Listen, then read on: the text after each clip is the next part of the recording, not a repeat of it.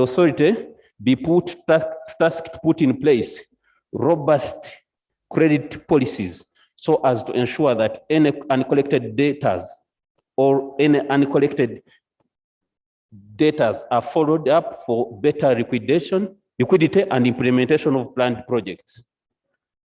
Right, Honorable Speaker, the companies stroke persons who do not meet their financial obligations in time should be blacklisted and legal action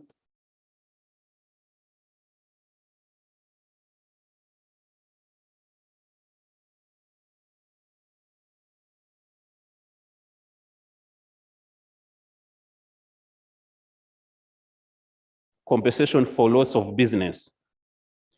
It was noted in the audit report that a sum of 151.372 million shillings had been paid out to a firm as compensation for a contract that was terminated due to negligence on the part of the procurement unit of KCCA.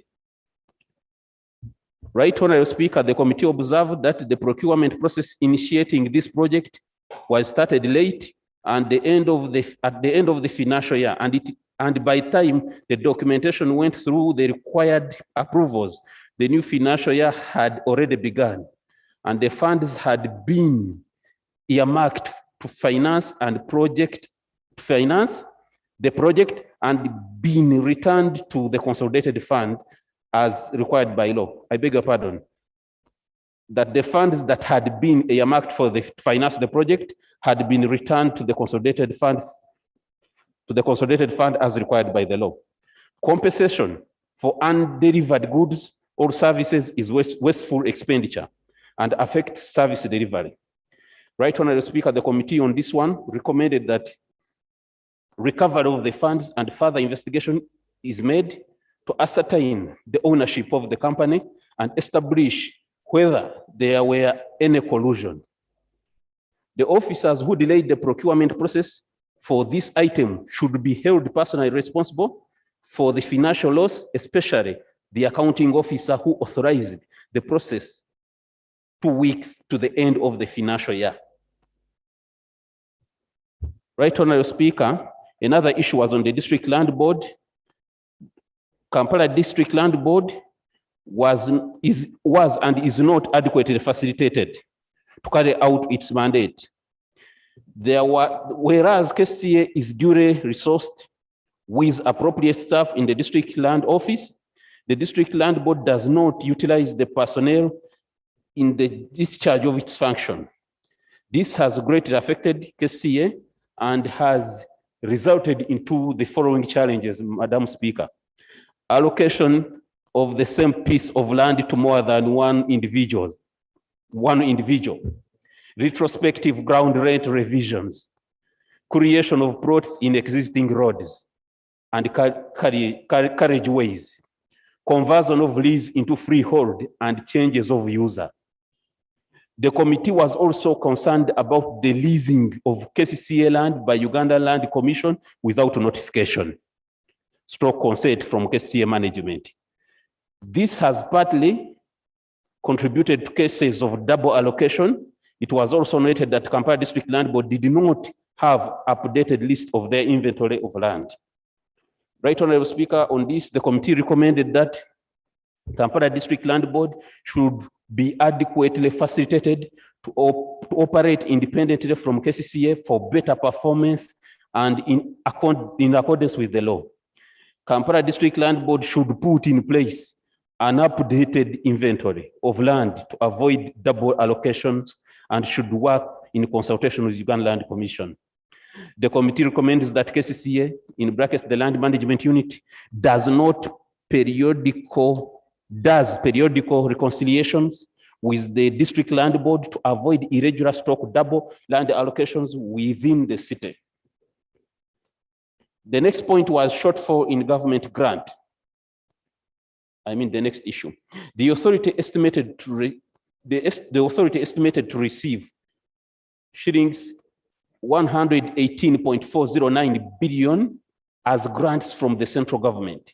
However, shillings 116.836 billion was released, creating a shortfall of shillings 1.8705 billion.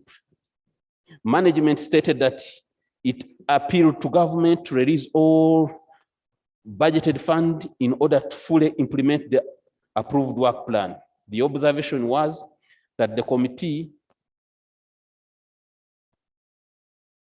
observed that failure by government to release all budgeted funds to the authority stalled implementation of some programs, thereby denying services to the beneficiary communities. The recommendation, Right Honorable Speaker, on this issue was and is that KCA should enhance revenue collection efforts to realize their targets and implement their programs as scheduled. Ministry of Finance should also ensure adequate and timely release of all budgeted funds to meet the needs for which they are allocated. The next issue, Right Honorable Speaker, was delay in completion of road works.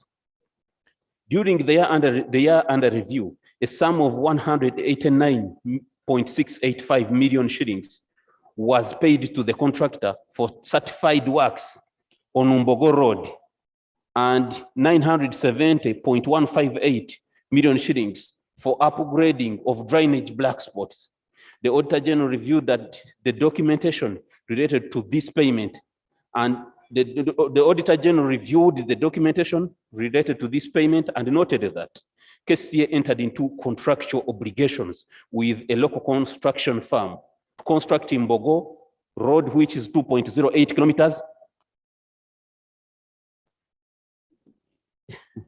kilometers, and upgrade of drainage black spots in Kampala at contract sums of 2.521131 billion shillings and 4.181073 billion shillings respectively. The contract start date for Umbogo Road was 29th May 2013, and the expected completion date was 29th November 2013. The completion date was extended to 4th February 2014. But despite the extension, the contractor failed to rectify the defective works, and also failed to perform the works within the maximum liquidated time of 100 days. KCA subsequently terminated the contract in July 2014 and declined to pay for the works done. The value of uncompleted works was assessed at 1.595515 billion shillings. Delayed works affected the performance of the authority.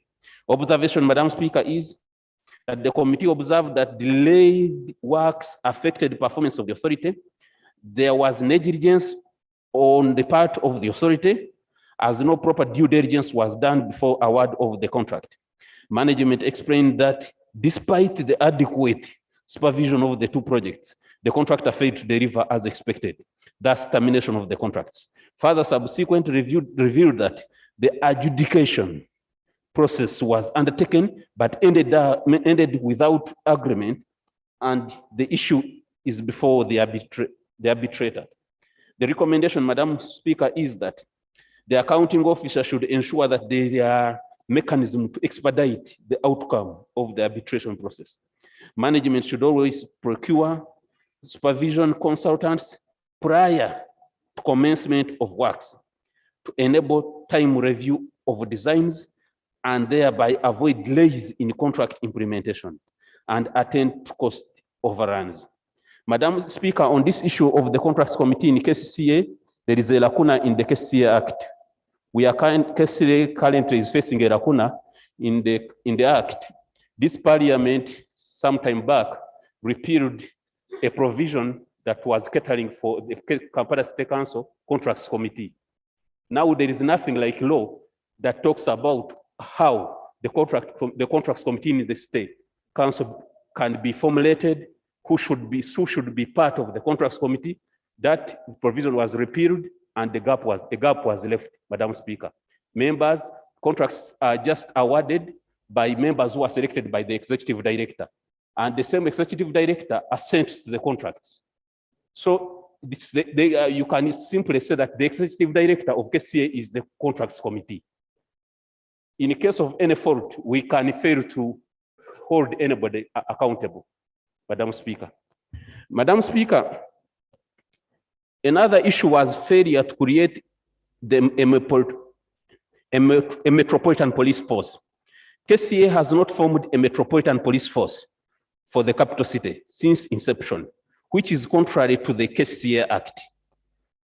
The authority has continued to rely on services of the Uganda Police Force who are not directly accountable to the authority. Management informed the committee that they have also employed enforcement officers to manage the enforcement component. However, they are not trained and competent enough to keep law and order in the city. And this explains the rampant chaos and death in the city wherever enforcement exercises are done. The committee recommended, Madam Speaker, that the KCA should expedite the process of making the proposal to enable the amendment of the provisions in Kampala Capital City Authority Act in order to rectify the issue of the Metropolitan Police Force. These should be recruited in liaison with Uganda Police Force and go through training. The next issue was about schools under KCA. During inspection, it was noted that a number of schools funded by the authority had land disputes, which meant that the authority risked losing its investments in schools in case the land was sold. For example, in the case of Nabagereka Primary School, which is no longer in existence, Madam Speaker, where the registrar or where the registered owner of the land sold off the land, the school was demolished, yet KCA had invested over 50 million shillings on renovation of the school. In the prior year, and capitalized the investment in the fixed asset register for the year under review. Management explained that apart from land of 4 schools, namely Sas Primary School, Bukasa Primary School, Mirembe Primary School, and Kambocha Primary School, that is owned by KCA. Other schools' land is owned by Uganda Land Commission. Kampala District Land Board, faith-based organizations like churches and Muslim organizations, and Uganda Land Board,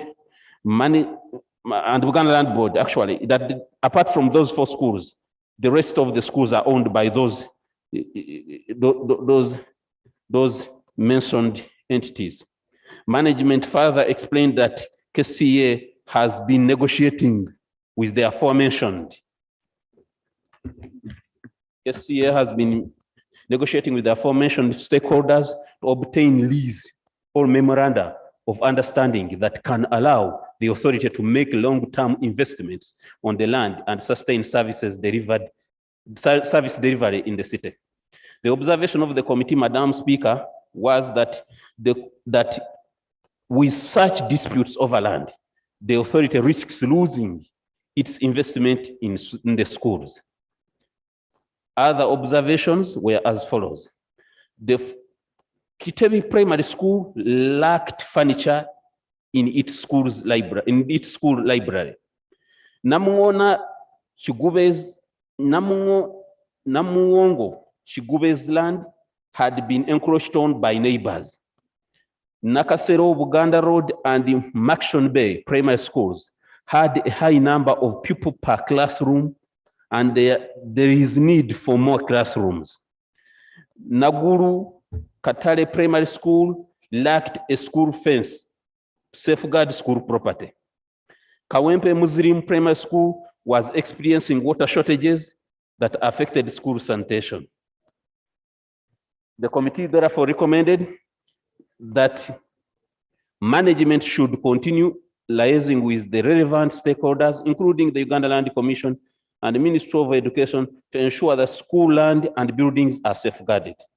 There should be adequate planning and funding to improve the delivery of education as an essential service. Madam Speaker, that is KCA. With your permission, I will proceed to Bank of Uganda.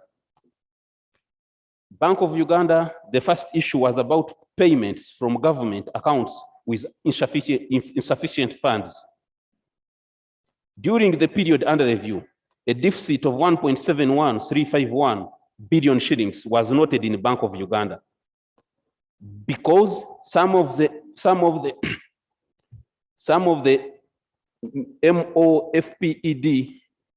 I think this is the Ministry of Finance, Planning and Economic Development, accounts held by Bank of Uganda that were debited for these payments had no funds. This could only be undertaken because the Ministry of Finance, Planning and Economic Development payment files were uploaded manually into their system. Payments from government accounts without sufficient funds may be interpreted as offering temporary advance to government. The committee, Madam Speaker, observed that further, the lack of evidence of interest and from temporary overdrafts, and actually the committee observed, Madam Speaker, that there was lack of interest and from the said temporary overdrafts. And the committee recommended that management should carry out a review of systems to minimize the manual intervention in the processing of payments to provide evidence of interest and from such overdrafts. The committee also recommended that overdrafts attracted interest as per the law. Number 3, the committee also recommended that in case of such manual interventions, there should be express approval by the governor so as to avoid abuse of office or otherwise. Madam Speaker, the second issue on Bank of Uganda was dormant Government of Uganda accounts opened in foreign banks accounts. During the audit, it was noted that an amount of 3.354980 million euros confirmed by Deutsche Bank Frankfurt, this is in Germany, in the names of Bank of Uganda, was not recorded on the Bank of Uganda general ledger. The committee was further informed of 3 other dormant foreign accounts. The committee was concerned about such idle monies lying on foreign accounts without being utilized, and whether it was necessary for government to have an account with such monies on a foreign account. Madam Speaker, on this, the committee tasked the management to provide evidence of certificate of balances on those accounts with their respective interests and from these accounts since 2003, and plans for management of those foreign accounts to the Auditor General. The committee recommended that management should continue to follow up with the respective stakeholders to ensure that appropriate entries are recorded for these funds. The next issue was about Cabaret Currency Center. The committee noted with concern that the issues raised by the internal auditor on the procurement of the structures in the Cabaret Currency Center, both phase 1 and phase 2. Phase 1 included the construction of the currency center building itself. The committee was informed that during the construction of the building, the vibration by the heavy machinery weakened the rock in the vicinity. Hence, the hill started crumbling, threatening the whole new structure. It was therefore imperative to put in place a mechanism to safeguard the structure. The first attempt did not meet the expectations, and it also started breaking up. The contractor, PAR Construction, was handed over the project after the defects liability period, though it was weakened further thereafter. To rectify the defects, local construction was hired at a fee of 12 billions under emergency procurement. It was noted that there was professional negligence by PAR contractors because they did not provide for the water flows from the hill near the structure. Bank of Uganda engineering team also never supervised the works, as the site thus additional costs incurred due to negligence which could have been avoided. It is also evident that the Bank of Uganda team responsible for the estates was supposed to do due diligence on Pearl Construction Company, which they did not, thus must take the responsibility. Local construction did the work, and the premises are well secured with a new retention wall at a cost of 12 billion, Madam Speaker. The committee, however, noted that this cost would have been avoided if there was sufficient supervision from Bank of Uganda to avoid running water by Pearl Engineering. It was further noted that the bank could have procured better premises for the site to avoid such high costs. The bank had a secure currency center in use in Cabaret, which would have been maintained.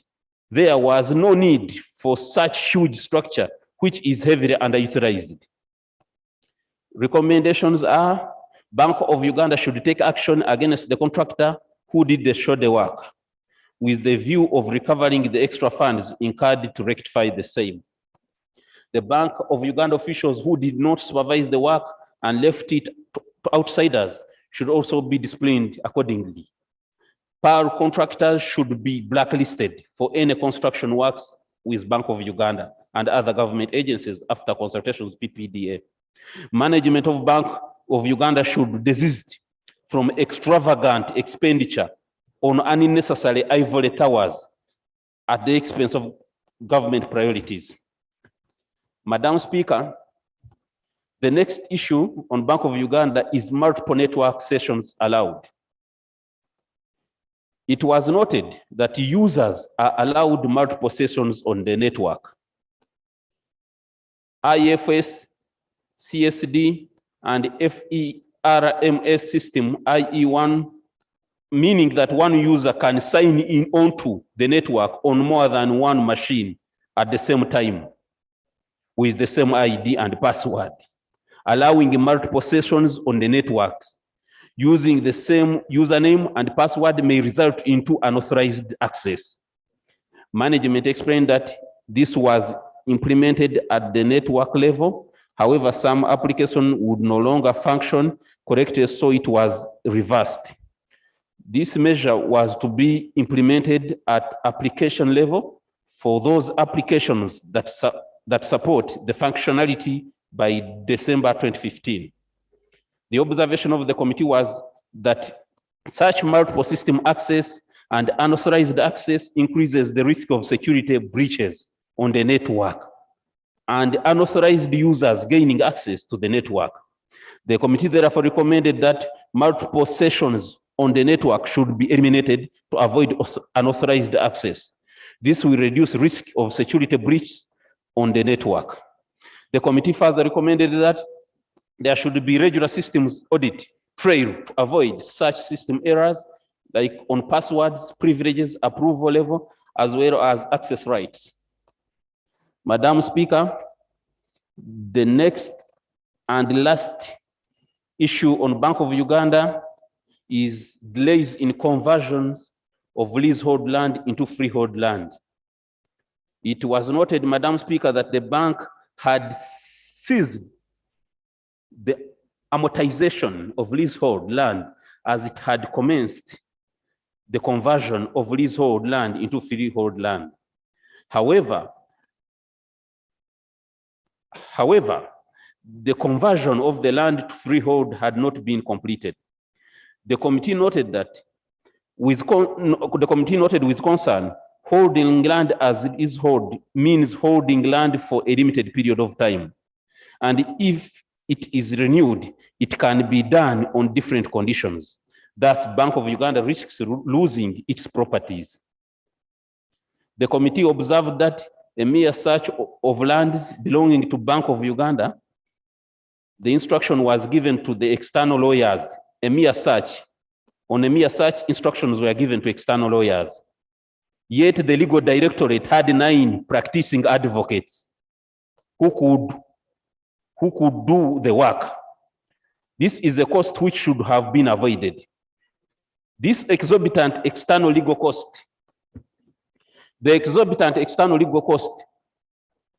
is what prompted the committee to ask for a forensic audit on the funds spent in the liquidation process of the defunct commercial banks. Madam Speaker, the committee recommended that since this is dealing between government institutions that does not affect the government income arising out of conversion from lease to freehold, the bank should expedite the conversion process and makes a follow-up with authorities to ensure that the process is finalized. The committee also recommended that the legal costs by the bank to the external lawyers should be avoided or minimized where possible by using internal lawyers. Madam Speaker, the next entity, straight away, with your permission, is National Agricultural Advisory Services, NADS. Supplies of tea seedlings during the period under review of shillings 18.55353908 billion was incurred on the purchase and distribution of 38,168,367 tea seedlings. However, the auditor was unable to confirm the expenditure as it lacked information of actual acreage planted. Further discrepancies were noted in the available delivery distribution records. The committee recommended that management should streamline the delivery and distribution chains as it creates room for irregularities like non-delivery, falsification of deliveries, and falsification of deliveries. The accounting officer should be cautioned against this laxity, from the word relaxing, Madam Speaker, laxity in the NADS operations with unsupported expenditure. The Secretariat incurred another 3.95342.825 billion shillings on purchase and distribution of farm inputs to farmers that were not supported by evidence of receipt by the beneficiary farmers. Further still, the auditor was not provided with accountability for funds amounting to 499.0888 million shillings at the Secretariat. Shillings 7.913477734 billion in districts, billions in districts and sub-counties. I beg your pardon, Madam Speaker. The auditor was not provided with accountability for both the 499.088 million shillings and the 7.91347 billion shillings. The auditor was not provided with the accountability of those monies in districts and sub-counties, thus unable to confirm that the funds in this respect were put to intended use. The committee recommended that the accounting officer should recover 499.08800 million shillings from the persons responsible for the loss. Another issue was lead agencies. The tea intervention in Kigezi area is implemented in collaboration with 3 lead agencies. These companies signed the memoranda of understanding, MOUs, with NADS to provide services such as mobilizing farmers, provide market outlets, training and the field extension services, identify nursery operations, transport and distribution of plantlets, and to facilitate farmers to form cooperatives. The committee, however, noted with concern the way these land lead agencies are engaged, there is a possibility of compromising on the quality of the seedlings given out. Therefore, these lead agencies should be subjected to the PPDA rules to ensure that only reputable companies are engaged for the purpose. The next issue was misstatement in the financial statements. Management did not properly maintain accounting records. Payments made from NADS basket account amounting to 32 billion were not coded. were not coded, posted to the accounting ledgers. And the comparative figures for 2013-2014 financial year did not include the cash and the bank balances of 1.308 billion shillings that existed at 30th June 2014. The cash at bank balances disclosed in the financial statements are misstated. The committee observed that the misstatements in the financial statements do not portray a true financial position, which may lead to under-stroke over declaration of financial position. Madam Speaker, the next issue was misclassification of expenditure. It was noted that there was misclassification of expenditure, misclassification of expenditure on the account code for medical and agricultural supplies to a tune of 5.912,977,609 billion shillings. The expenditure did not relate to agricultural supplies, and as such, the expenditure on provision of inputs is overstated. This practice abuses the budgeting process, and any mischarge requires the authority of the PSST. The next issue, Madam Speaker, was unsupported expenditure. It was noted that there was unsupported expenditure amounting to 15.6189 billion shillings. This was in respect of the supply of tea seedlings. Unsupported other expenditures were, unsupported other payments were 1.95827 billion shillings, secretariat expenses 331.881 million shillings, and the district expenditure of 1.513580 billion shillings as such. As such, the auditor was unable to confirm that the expenditure was for intended purposes.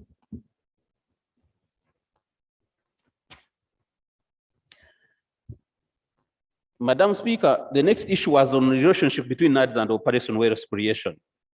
There are gaps in NADS operations that warranted support. That's why OWC came in to give that support.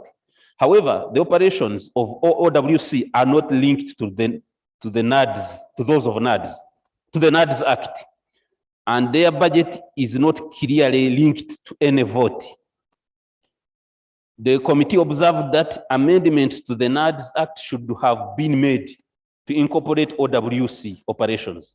Otherwise, the operations of OWC as of now are illegal till there is a legislation backing the actions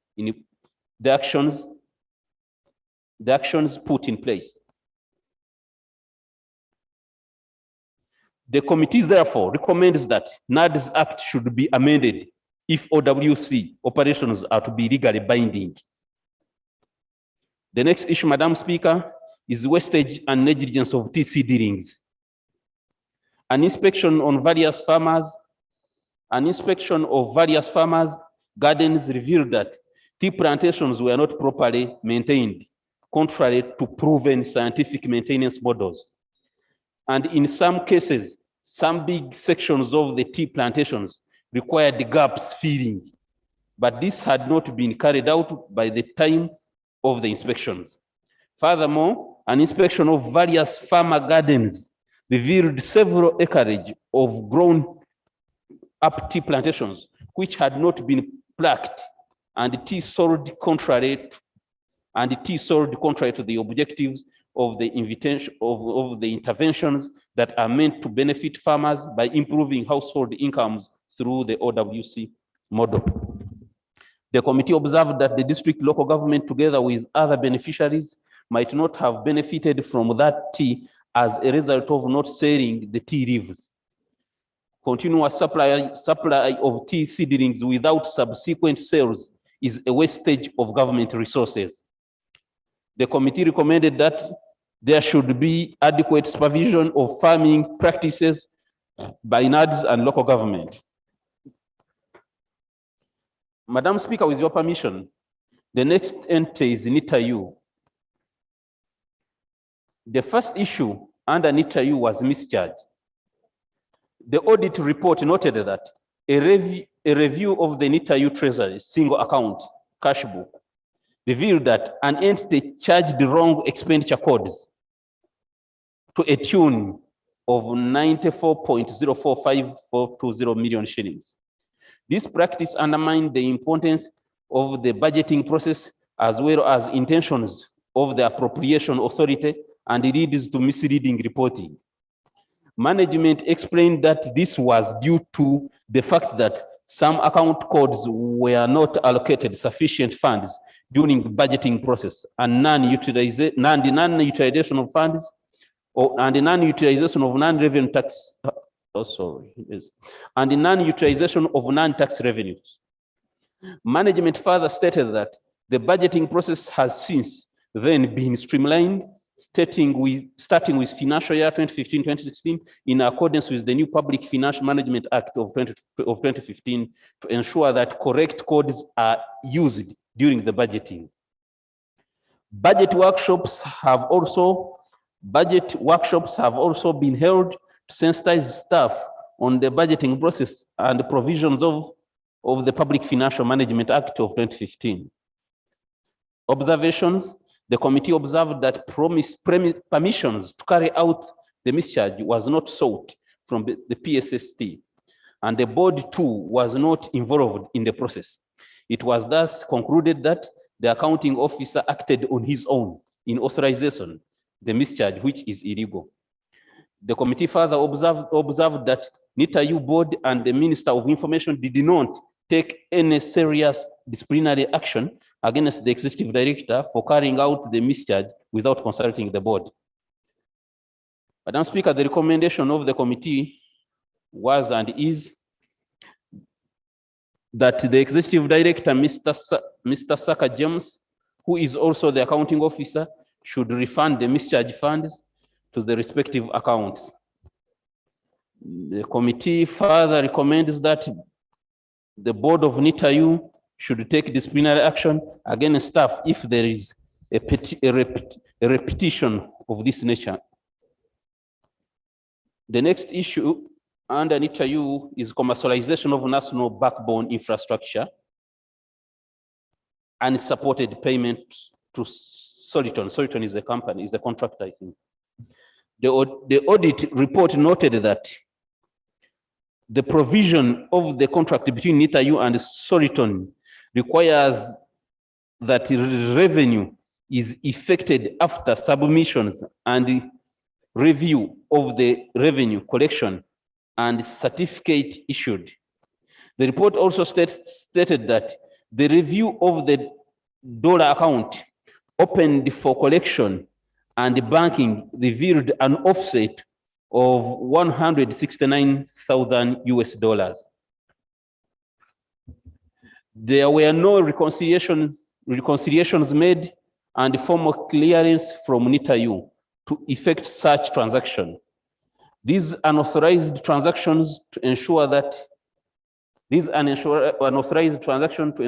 certificates and reconciliations could lead to revenue loss. The Secretariat stated that reconciliations had been completed. They also stated that reconciliation certificates in regard to the authority for transferring the above mentioned fee of $169,315 US to the managing company Solist were available.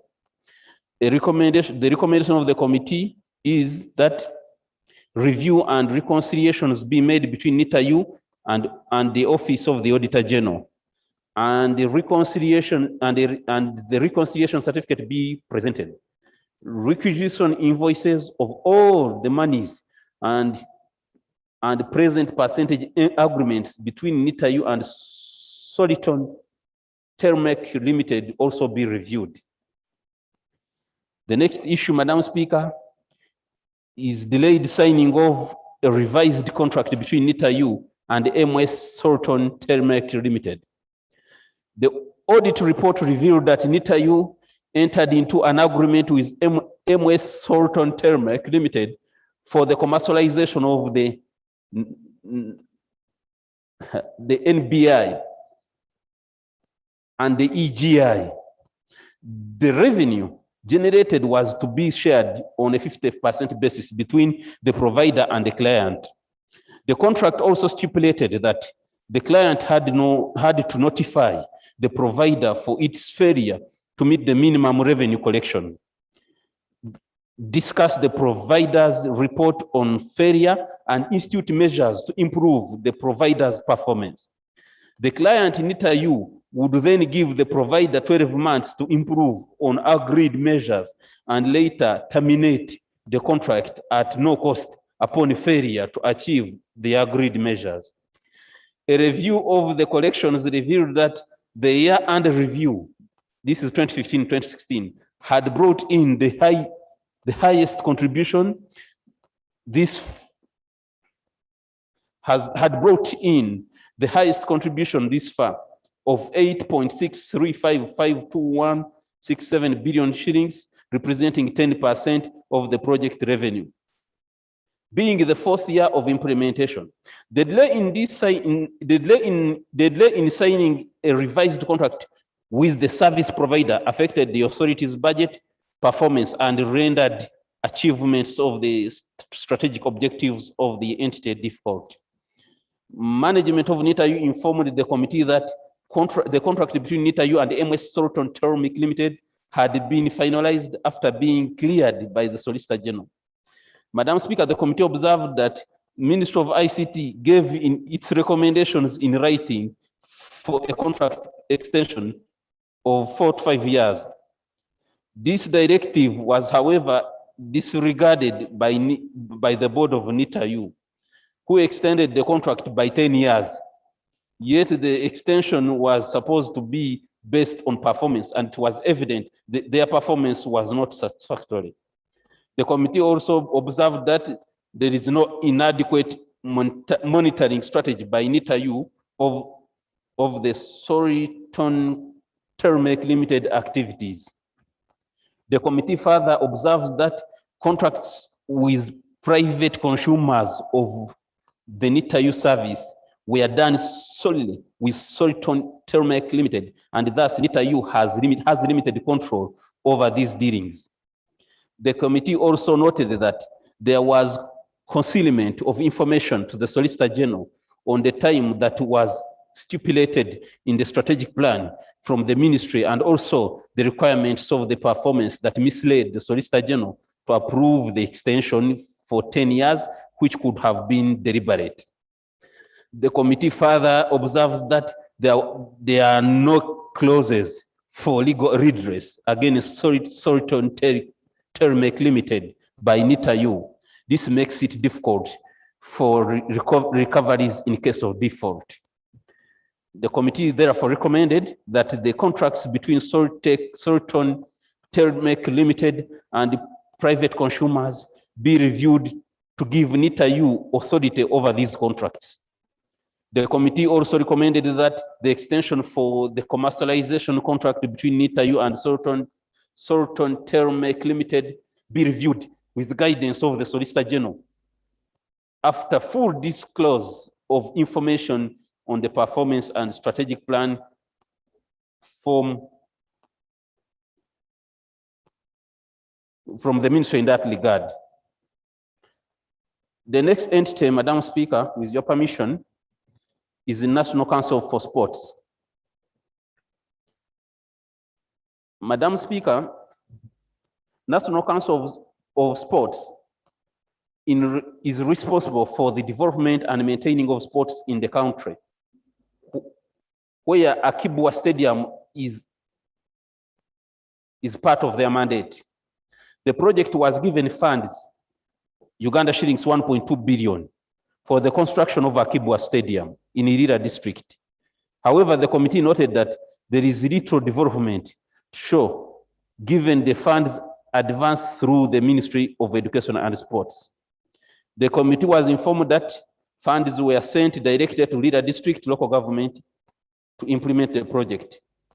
The recommendations are, given the above background, the committee recommends that a forensic audit team be dispatched to verify the activities on the ground vis-a-vis the expenditure. The second issue is untitled land. Management reported in the executive summary that they had finalized acquiring a land title for the Lugogo Sports Complex on plot 210 Coronation Avenue.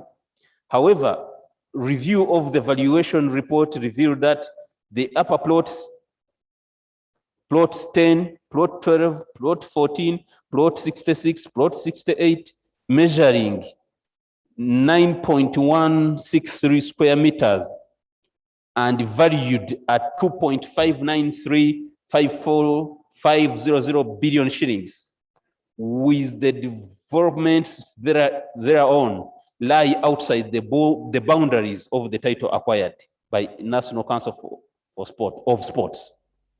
The committee therefore observed that NCS land has been encroached on due to lack of titles, and some unscrupulous people have taken advantage of the situation. The land in Lugogo is prime and should not have taken this long without a title deed. This should apply to all other property, which calls for management for NCS to be aggressive in securing all property due to their prime location. The committee therefore recommended that management should expedite this process of securing land titles to safeguard the land from grabbing. The Auditor General should carry out a forensic audit of all property of NCS as a matter of urgency, given their location, nature, and use. The next issue under NCS is non-deduction of the 6% withholding tax. Section 119 of the Income Tax Act of 1997 requires a withholding agent to deduct withholding tax from payments to suppliers for goods and services in excess of 1 million shillings. However, it was noted that payments were made to different service providers without deducting withholding tax of 6%, amounting to 21,767,327 shillings. The committee further observed that this has been recurring in the previous financial years, implying that the accounting officer is either reluctant or to implement the provisions of the PFMA, this is an act of 2015, or the officers handling the tasks are incompetent. The committee recommended that the accountant be held responsible for the loss of the 21.76327 million shillings. The committee further recommended that the PSST holds the decision of granting NCS its independent vote until he or she is satisfied that it is competent enough to run its affairs. Madam Speaker, the next issue was high loan financing costs. The council was financing 2 mortgage loan facilities amounting to 762.5 million shillings, comprising of demand loan one of 312.5 million shillings and demand loan 2 of 450 million shillings. One sanctioned for part repairing of the office building and the other for preparation of Commonwealth Games, respectively. During the year under review, interest expenses of 127.761916 million shillings were incurred on the two loans. And this has the effect of escalating operational costs of the council.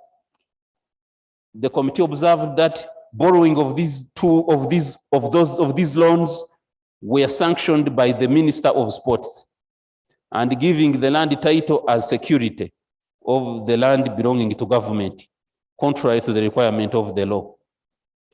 The committee therefore recommended that the Minister of State for Sports take responsibility for for his actions, which he undertook without approval of the Minister of Finance as per the provisions of the law. The committee further recommends that urgent and early retirement of the loan. It recommended for urgent and early retirement of the loan to recover the mortgaged title.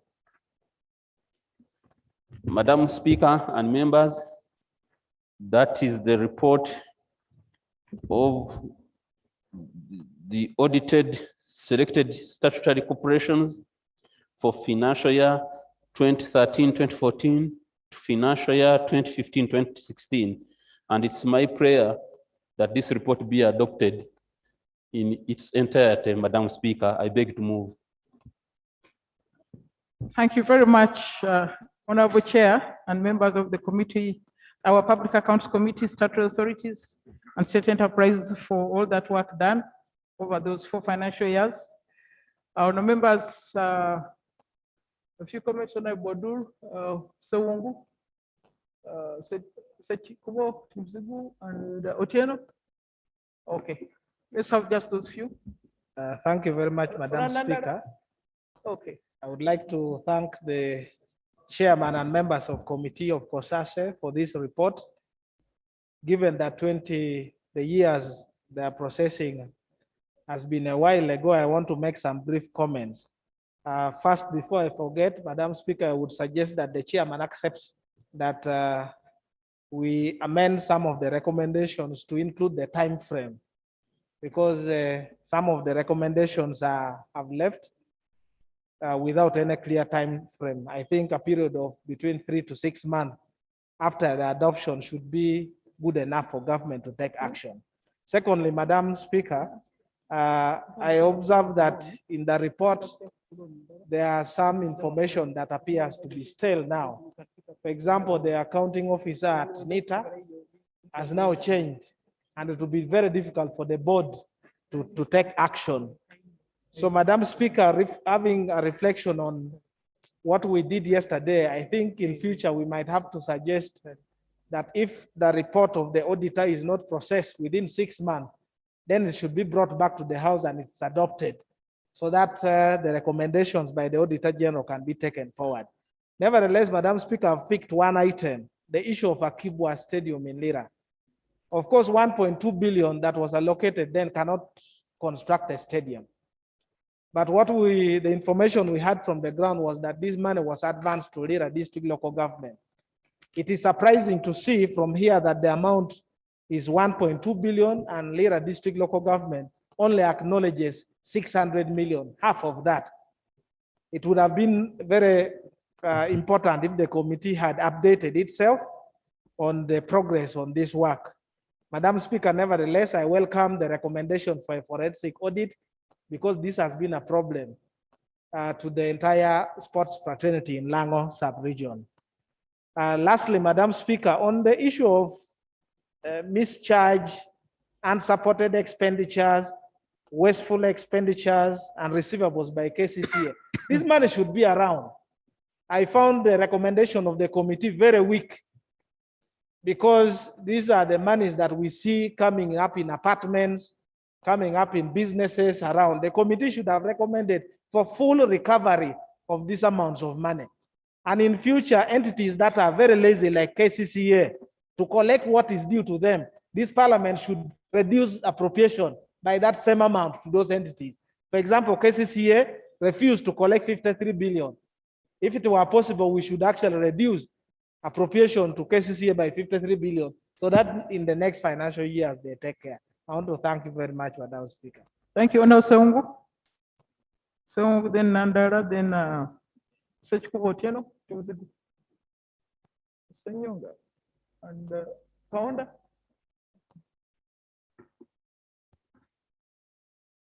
Thank you, Honorable Speaker. And I want to thank the chairman, Onye Munyagwa, for a good report you've given. Honorable Speaker, I will start with the delay in completion of road works. However, I will insist complaining that the ministers of Kampala are not here to listen to their audited reports, but definitely for us, we shall continue. We shall meet them there. Madam Speaker, I want to thank the chairman and the committee. This is a very serious observation. As we talk now, they are building roads in Kampala. But how can a road of 2 kilometers be constructed in a period of 2 years? And Madam Speaker, when Madam Jennifer Musi was the executive director, wherever they were constructing roads was also putting in place traffic lights. You cannot fight traffic in Kampala without the use of traffic lights. As they are constructing now, much in the division, some roads, when you go to, as you go to Untinda, they are constructing some roads, but they have not catered for traffic lights. Traffic lights are very key in Kampala. And if you make a research as no speaker, in most of the areas where Madam C left traffic lights, the traffic flows very well, at least there's some good performance. Now, I don't know how these contracts were signed without giving due consideration to these areas. Right, Honorable Speaker, we have a very serious road called the Salama Road, Munyonyo, and Kalenda. That road is historical now because it is the Chogam Road. That's where we have the mini basilica that was commissioned by His Holiness the Pope. We have one of the Uganda martyrs was killed there. But that road, you can bury an elephant in one of the potholes along the road. And that one is not mentioned. Honorable Speaker, when I come to KCCA schools, as a Committee of Education, we've insisted that Uganda Land Commission should provide land titles to these schools. Madam Speaker, this thing is failing, but schools in Kampala are losing land. I don't know what we are going to do. This is a very serious observation. And on top of that, Kosase, you were supposed also to talk about the worker, the teachers in KCCA. Teachers in KCCA cannot be considered at the same standard of those from Kalungu or Sembabule because their status is different. They are using transport, they have no house accommodation, but they are still earning 400,000, yet they spend over 200,000 per week to go to their homes where they come from to teach and feed. There's no feeding of teachers in Kampala. All that is not talked about here. Honorable Speaker, I want to talk about the National Council of Sports. But before that, I am insisting, Kosase, whoever will take up the committee, take a key interest in looking at Kampala schools, not only primary schools. Head teachers fear talking because they will lose jobs. But people, they write letters of no objection from Uganda Land Commission, and the land is taken, Mr. Prime Minister. Honorable Speaker, as I conclude, National Council of Sports, we have an audit report in PAC where the Ministry of Education spent 5 billion giving architectural designs for all stadiums in Uganda, and nothing was done. As we talk now, Uganda's national football is going to host another country for World Cup qualifier at Kitende, St. Mary's, Vipers, another stadium, but Nambole is dilapidated. The hotel was taken by someone. We have failed to bring up this law, National Council of Sports Act. It has to be amended. National Council of Sports must be owning all the assets of sports. Right, Honorable Speaker, what is happening here? When you go on radios, all the media houses are attacking Parliament, that we are doing nothing for sports. But how much attention have you given to sports, Madam Speaker? But the news reporters, the fourth arm, because when we talk about sports in the Committee of Education, they are never there. Their interest is about Asian properties. Those are the news that sell in Uganda. By the time we talk about sports, nobody is covering us. Then you hear Speaker of Parliament, the ministers, everybody attacking us. Yet we are saying we are struggling. That only Parliament only recognizes sports when someone has won an event. Then we bring a motion here. The only way, the remedy we can have, right, Honorable Speaker, is bring this law in place. We look at the assets and put powers in National Council of Sports. We've had already, the president gave 10 billion to FUFA, and the Minister of Finance, Honorable Hart, is there. He can bear witness. They have refused to give this money to National Council of Sports to give all other sporting activities, but all the money is going to FUFA alone. I conclude, Madam Speaker, nothing is going on. So I pray, thank you very much. Lugogo is stolen. When you go to Akibwa Stadium, part of the land is stolen. When you go to Masakari Creation Center, they have stolen off acres. When you go to Bugembe, it is the same story. It is the Soroti, all the land is stolen. But we are only there, yet Uganda is talented. However, this government killed sports. When you go to schools, children cannot play football. They cannot even get a ball of 20,000 to play at a primary school. They cannot even make balls out of fibers. How can we be there when sports is one of the most selling entities in the world over? You heard what was happening in the Premier League when we were starting a new league. Battle was on between UEFA, FIFA, and all other bodies. So let us go back, work with National Council of Sports, empower them, give them money. Then they bring back force football. Because once these players go outside, they will bring money to the country, Madam Speaker. As I talk now, we have a sportsman, a footballer called Sekaja. He's training a team in Europe, Salzburg, and he was our captain here. All this must be looked at. Now FIFA has beaten all the players. You hear what Masindo Nyanga has left because National Council of Sports is nowhere. So I want to thank you, Mr. Chairman. Thank you for the report, and I pray for you. Thanks to you, Madam Speaker. Nandara Sechkubo Timuzigu Otieno Kahonda. And then Senyonga. 3 minutes, please. Thank you very much, Madam Speaker. Madam Speaker, I also want to thank the committee for the good report. And Madam Speaker, from what you are hearing, if this country tried only to implement some controls and mismanagement, we have enough money we couldn't borrow. We couldn't borrow. How do you write off receivables of that magnitude? Of course, that money to be written off, it is as Parliament write off. We either make a decision here to write off or not. So if we refuse to write it off, then it means those whom they are demanding from, like cases here, defaulters, will have to pay. So why the report is here is to seek authority. Do we write off? No, to me, I'm saying we cannot write off that money until those whom we should write off either they have died or they have been declared bankrupt. But failure to do that, then we need to demand from them the money we're demanding. Madam Speaker, section 48 of the PFMA talks of internal audit. And Madam Speaker, it's very clear that the internal audit shall operate the soundness and application of the accounting function and operation controls of a vote.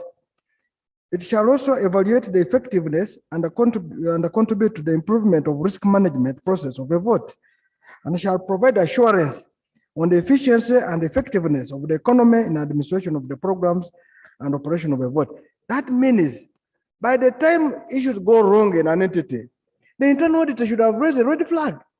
And if the internal audit is not functioning, then what are we doing? Madam Speaker, this crying we're making here are not necessary. It looks the problem, the people should work are not working, because the internal audit should come up strongly to tell us what's happening at any particular time, the people of Uganda. And they say again, that when it's making the internal audit reports, they will report it to audit committees. And I'm sure the audit committees are there. Madam Speaker, these queries will not be coming here if this were functioning. And I want to suggest that, Madam Speaker, as much as we're looking at some entities, the accounting office and what about this stuff, the internal audit? We should come out strong on them. What about this stuff in procurement? We should come out strong on them. How should you procure? And you have a project where they must be called the project manager to manage that project, and it takes years and you're not sanctioned. How would you allow, you have a contract which has clauses for sanctioning delays, and some of the delays with the contract, and you don't call on that clause of delays.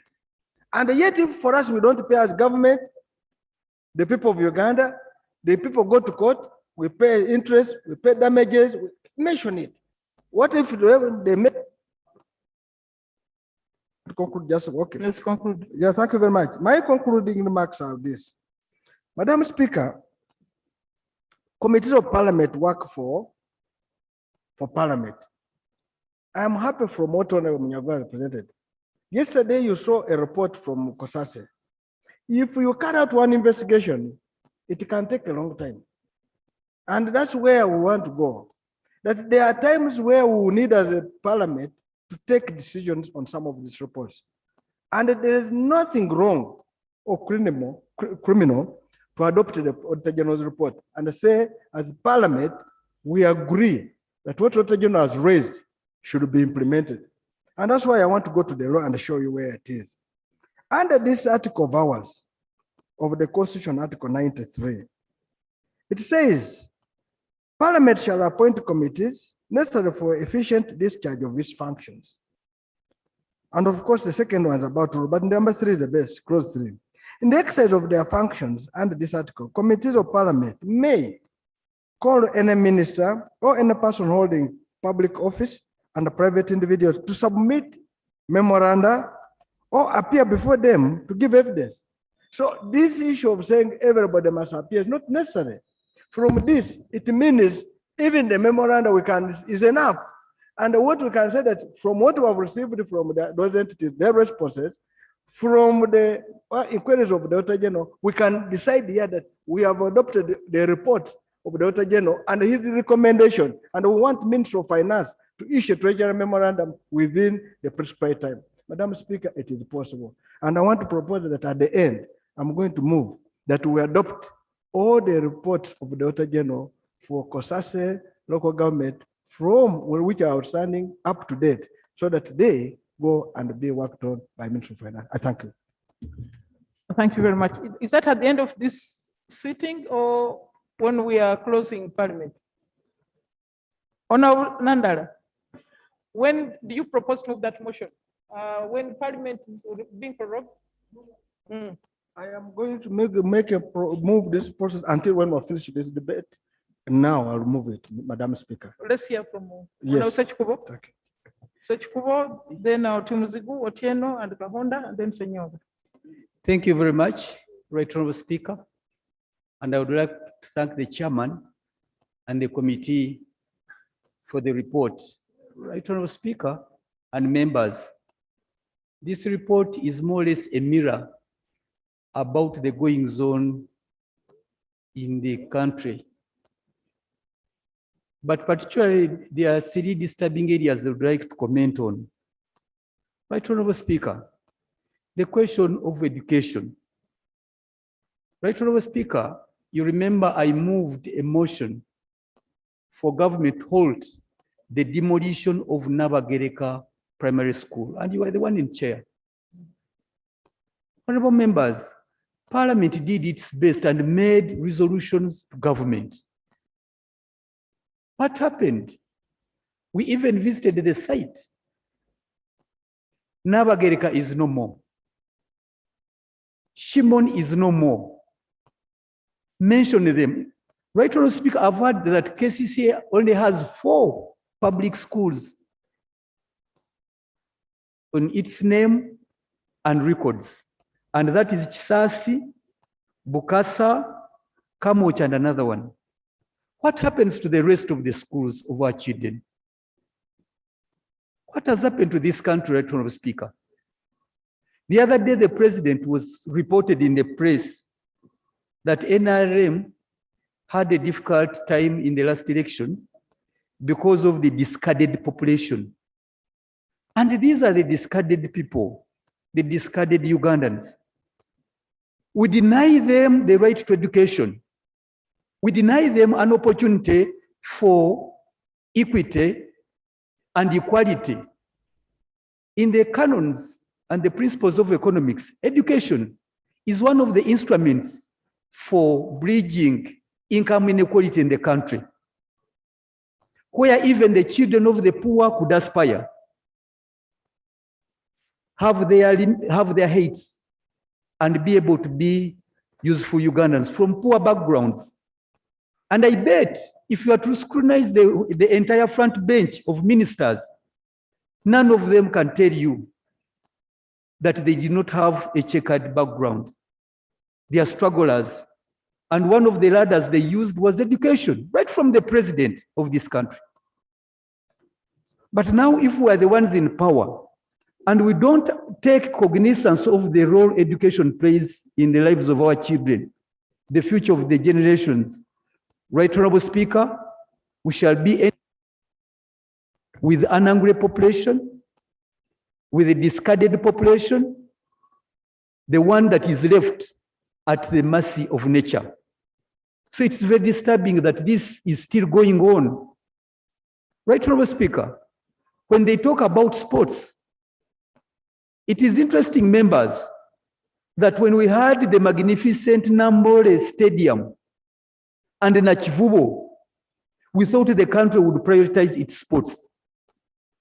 Fake developers, and I can tell you that the one who took over Nachivubo for modern redevelopment, where is it 10 years down the road? And the one behind it is Ham. Ham is equally a troubled businessman. The other day he was seeking for government bailout. And this is the person who have surrendered a world national stadium called Nachivubo. They just built the arcades around it. This government, what language would you want to listen to? Why are you running down this country like that? What have we done to you? You upload the sports persons, but at the end of the day, you don't show that you have commitment. You are allowing sports facilities to go to waste. And I'm seeing the president, each victory we get outside at the international level, he hosts the sports persons. So it means that it is a moment for Uganda. But we are doing the opposite. Right Honorable Speaker, I'm perturbed, and I think it's high time that this country chose its priorities, whether we want to save a country or want to put it to waste. Right Honorable Speaker, the issue of NADS. NADS spent 18.55 billion on tea seedlings, but they could not show who are the people who gotten these tea seedlings. They could not tell how much acreage was planted. Who is eating this money, you people? Who is eating this money? There wasn't even evidence of delivery. But you are now making Ugandans pay for these colossal amounts of money. What did Ugandans do? I think Ugandans have a government they trust in to lead the people. And you cannot lead people whom you are not showing the way to proper prosperity, because this is total corruption. And Right Honorable Speaker, whatever we do, let us minimize on the political involvement in the economic matters of this country and agriculture. Right Honorable Speaker, you are aware that NADS was illegally turned into Operation Wealth Creation.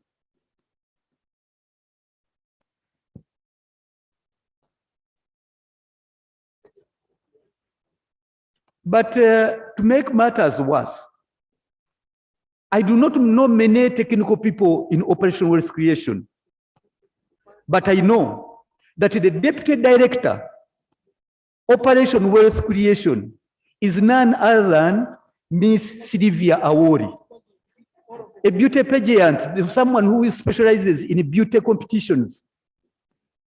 And you make her the Deputy Director of Operation Wealth Creation. Are you serious? Are you serious, you people? She's a designer and a fashionist. But you make that someone to be the Deputy Director of Operation Wealth Creation that has supplanted NADS. And yet you have professors, you have people with doctorates, people who are knowledgeable about this area. Right, Honorable Speaker. I stand to support this committee report and would really take a moment to ask government. Yes, we can play politics, but politics shouldn't enter into the lives of Ugandans. You can appoint them in some other entities. Okay, Honorable Mzigu, 3 minutes. Then Otieno, then Kahonda, then Senyonga.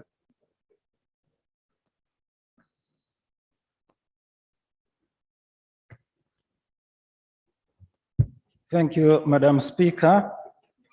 I thank the chairperson and the committee for bringing this report though it is being read at a time when we think about 4 years or 5 years have elapsed. But in some areas, it is still current, Madam Speaker. Madam Speaker, as far as the Operation Wealth Creation is concerned, it is well known nationally that it has no law that allows it to operate. And it has operated for so many years. And at the moment, some people think that NADS and Operation Wealth Creation are the same. Yet they do not have the same secretariat. At the moment, when you ask for accountability, you get accountability from NADS. It is possible because they have an executive director, someone in charge of NADS. But with Operation Wealth Creation, it operates in its own way. That's why, Madam Speaker, we are failing to know how many acres they were supposed to plant and how many seeds they supplied. What does it mean? They did not have a target for Ugandans. That's No, please conclude. I Okay, think thank you. he took part of your minutes. So, Madam Speaker, that means they need to be more professional than they are. And how do they become professional? They have to be merged with the NADS such that really they can have a way of bringing out accountability to Parliament or the entire nation. Lastly, Madam Speaker, as far as the land for schools is concerned, it is a very grave mistake to have no land or schools in Kampala, primary schools or even secondary schools, when the population is increasing in the city. And the life is changing. People have to be educated in the city more than even in the villages.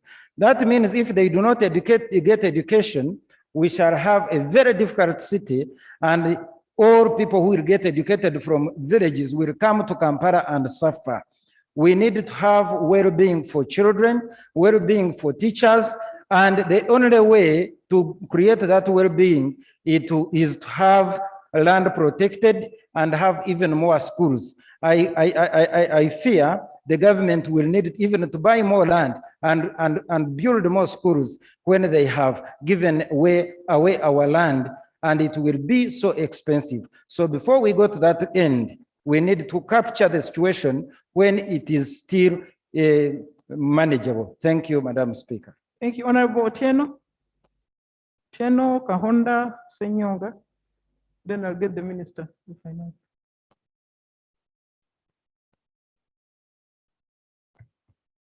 Thank you, National Speaker. Allow me also to thank the committee for coming up with this very nice report, which actually reveals a lot of issues that we are experiencing in our economy. Right, Honourable Speaker, it's very surprising to hear Bank of Uganda being dragged into this report on the account of wasteful expenditure, extravagance. Yet this is a very bank, year in, year out, making a lot of noise about how they are making losses, a lot of money is going there. And now it appears they have gone into bed with the Minister of Finance. They are now saying they think alike.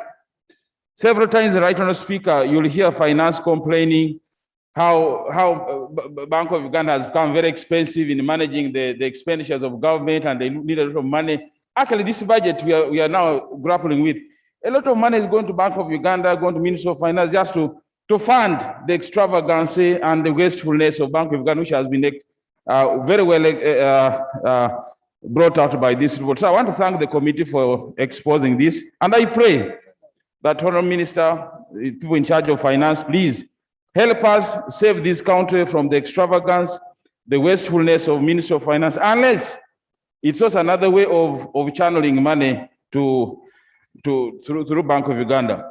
Right, Honourable Speaker, I am not surprised that the issue of NADS comes up here. The committee, I belong to a committee of agriculture. I was posted there, I think, a year ago, and went to Zombo, and we were shocked. There was totally nothing. We were told a lot of money had been spent on tea growing in Zombo, so we wanted to see, as an oversight committee, how far the tea people of Zombo has gone up with, coping up with the production of tea. Tea.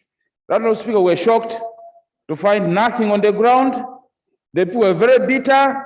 Actually, they even accusing us of blackmailing them.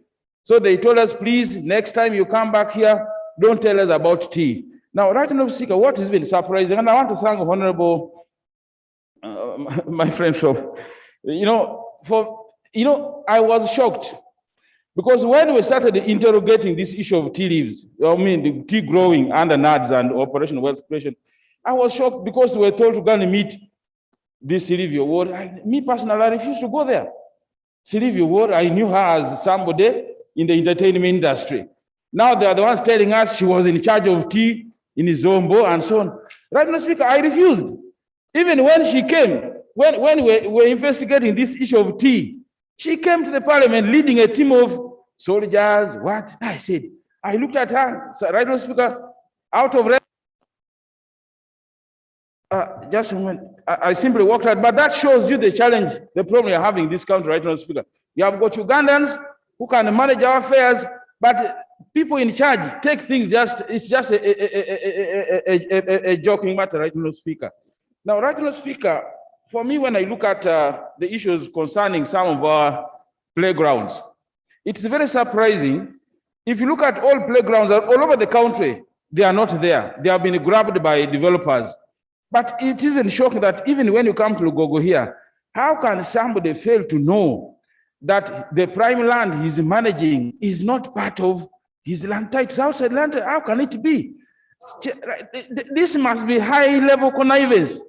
Something is wrong. Nambole, they have taken all the land, and they claim that they don't know. We didn't know that this is our land. If you ask some of them, they say, we didn't know that was part of our land. And what are you managing? How comes the people who are put to be in charge of these things are the very ones who are abetting the grabbing of public land which is supposed to be sports grounds? There is something wrong, right, Mr. Speaker, which needs to be investigated further. And it's unfortunate this was a report of 2015-16. I don't know what the status is now. I would be much more interested in knowing what is the current status now. I believe nothing has changed because when I go to Nambole, they are now putting up more markets. Instead of recovering land, they are constructing more markets. So, right, Mr. Speaker, something is wrong. And one time, Honorable Duru was saying that Michezo means sport. I'm not so good at Swahili. And that my government declared that this was going to be a term of no Michezo. Maybe that's why these sports grounds are going. I don't understand. I need a clarification. Thank you, Mr. Speaker. Kahonda, then Senyong.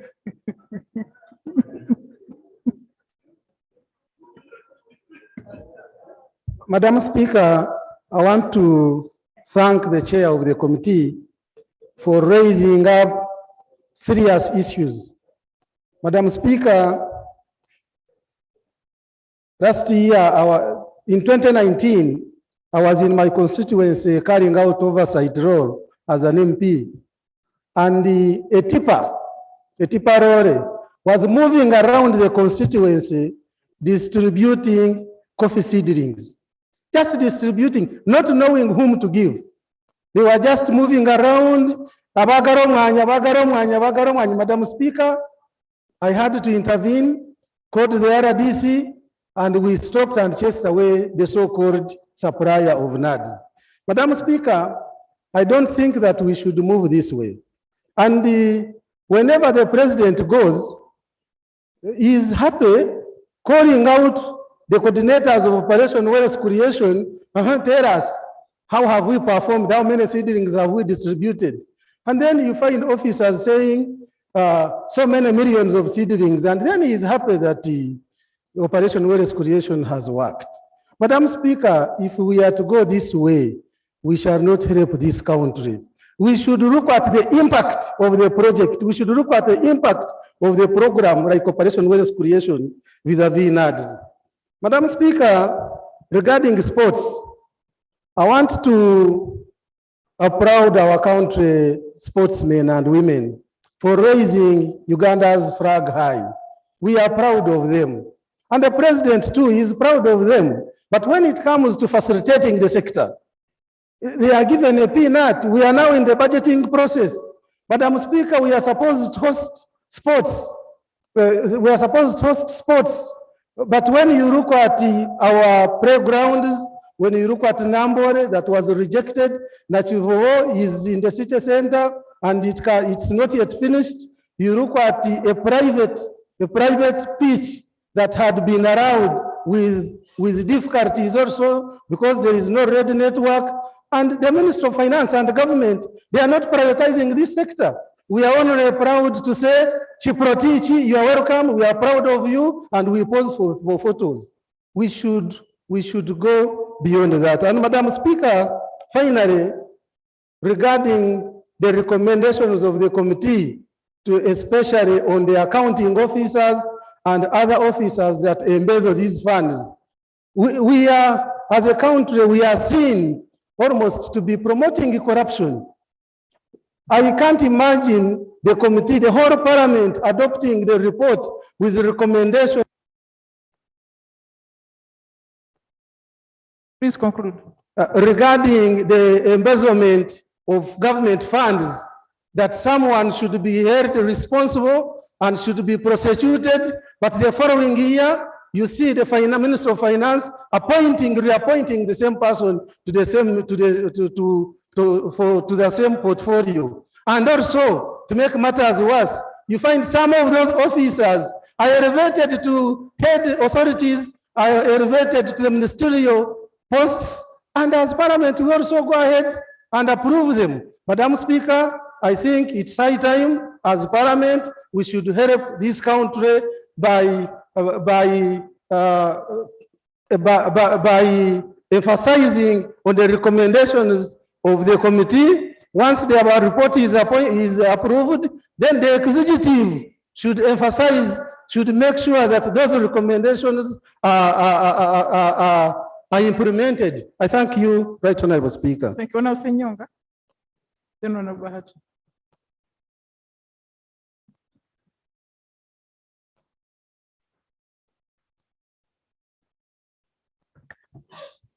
Thank you, Honorable Speaker and Honorable colleagues. I want to join my colleagues to thank the committee for the work well done. Very Honorable Speaker and colleagues, as I was driving, I was watching my TV because I came a bit late. Honorable Speaker, I was attending a function for the daughter of Lao, Bishop Sebagala. But I was wondering, I was having 3 people in my car. When the chair and the committee took time to investigate, but when it comes to recommendation, they were just nursing these KCCA and Bank of Uganda.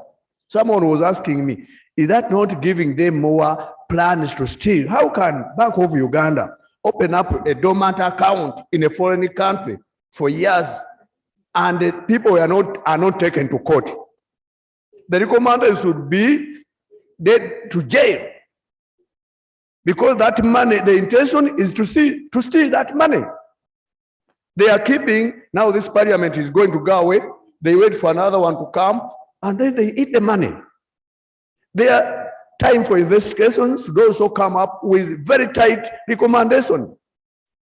KCCA, unfinished roads, and the water drainages. Right, Honorable Speaker, almost 60% of the money was given when the works were not even 50%. And the recommendations are leaving the executive director and the people concerned not to refund. Right, Honorable Speaker, one of your committees of this parliament, 3 weeks back, it was in Chitigum.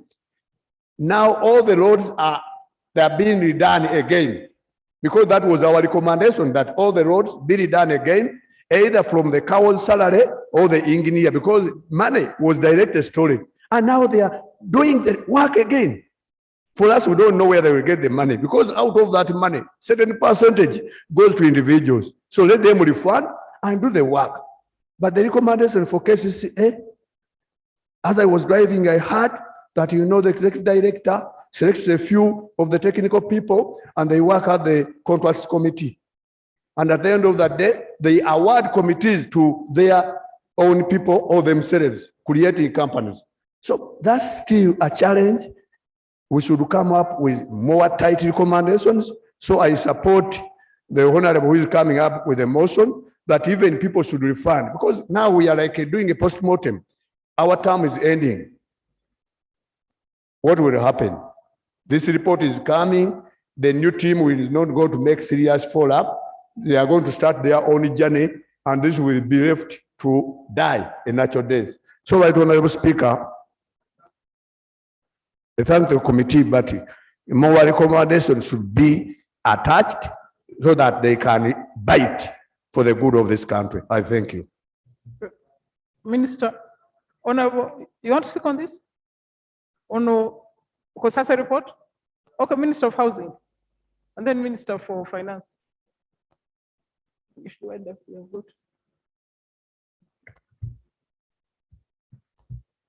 Thank you very much, Right Honorable Speaker.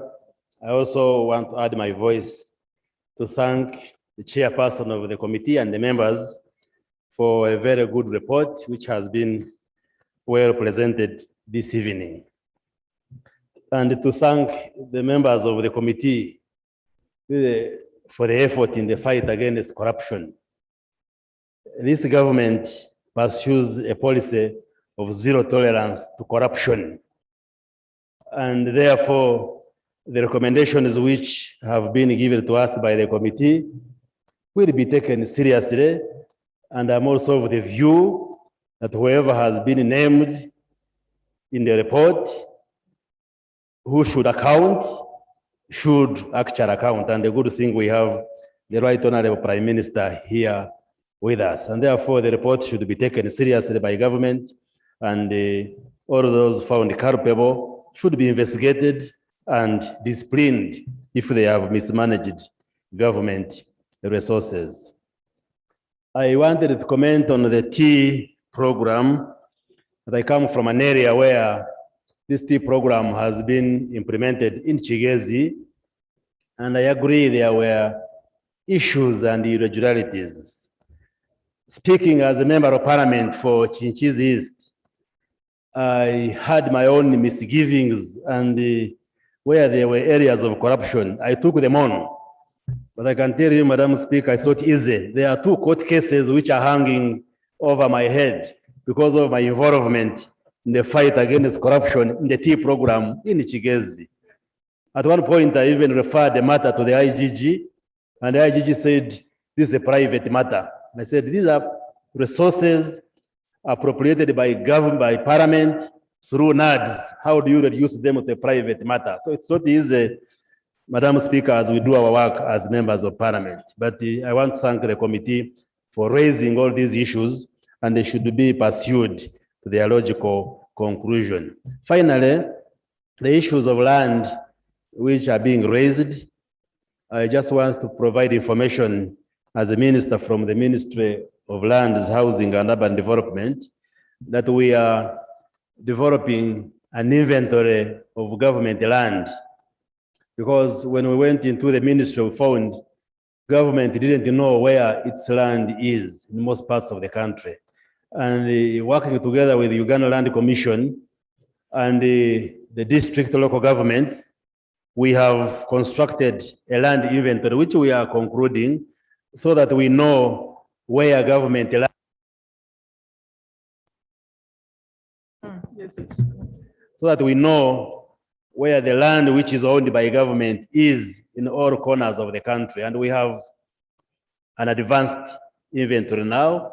And the view is to ensure that all this land is titled, including land which belongs to schools and educational institutions which have been raised here. So the assurance I want to give the members that yes, we are completing the inventory so that we can title all this land in all parts of the country. And when the various, just 1 minute, then I allow you. So that when the agencies clarification, please. Genuine. No, Right, Honorable Speaker, I want you to clarify. The rules require that I allow you. Just give me 1 Yes, second. you have already agreed by saying like this. Okay. Thank you for giving way. I would like the minister to clarify to me the timeline for submitting the inventory you're talking about, because I remember the 9th Parliament requested the Minister of Lands to submit the inventory in all over the country up to the end of the 9th Parliament. We never got it. Now the 10th Parliament is coming to an end. We haven't got the inventory. Can you tell us when you are likely to come up with this inventory so that we can keep a record of it? And lastly, Right Honorable Speaker, we are aware that in the last 10 years, some pieces of land which are very prime for our development, like the piece of land where the Indian government wanted to build along the source of the Nile. We found that it was already given to some investors. So we want to know, in the last 10 years, what are the pieces of land which otherwise had belonged to government, which were given out to the so-called investors? And who are these investors? I think it is in our interest to know. Thank you. Honourable Minister. Okay, thank you very much, Honorable Cecilia Ware, for the clarifications. One, I was not the Minister in Lands in the last Parliament, but we didn't find that request on the table for the inventory, but the process started. And once we complete it, we shall definitely share it with the Parliament. But like I said, we have an advanced version of the inventory of government land, and we have instructed the various agencies to start titling that, because the expenses tied to the land are met by the various agencies.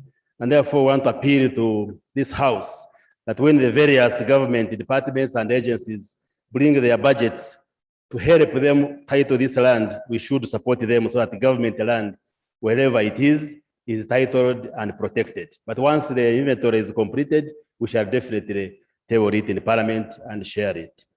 With respect to land which has been given out to investors in the last 10 years, Madam Speaker, I can't provide that information here, but the government can provide this information. The challenge is that we have a few days remaining for Parliament to wind up, but this information can be compiled by government and we share it with Parliament. I thank you very much, Honorable Speaker, and I thank the committee once again for a very good report. Thank you, Minister. Let's invite Honorable Bahati.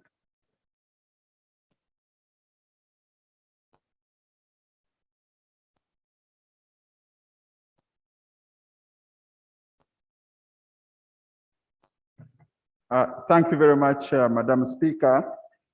And once again, we want to thank the chairperson of COSASE and the members of the committee, and indeed the chairperson of PAC this morning for the value-adding effort against this cancer of corruption.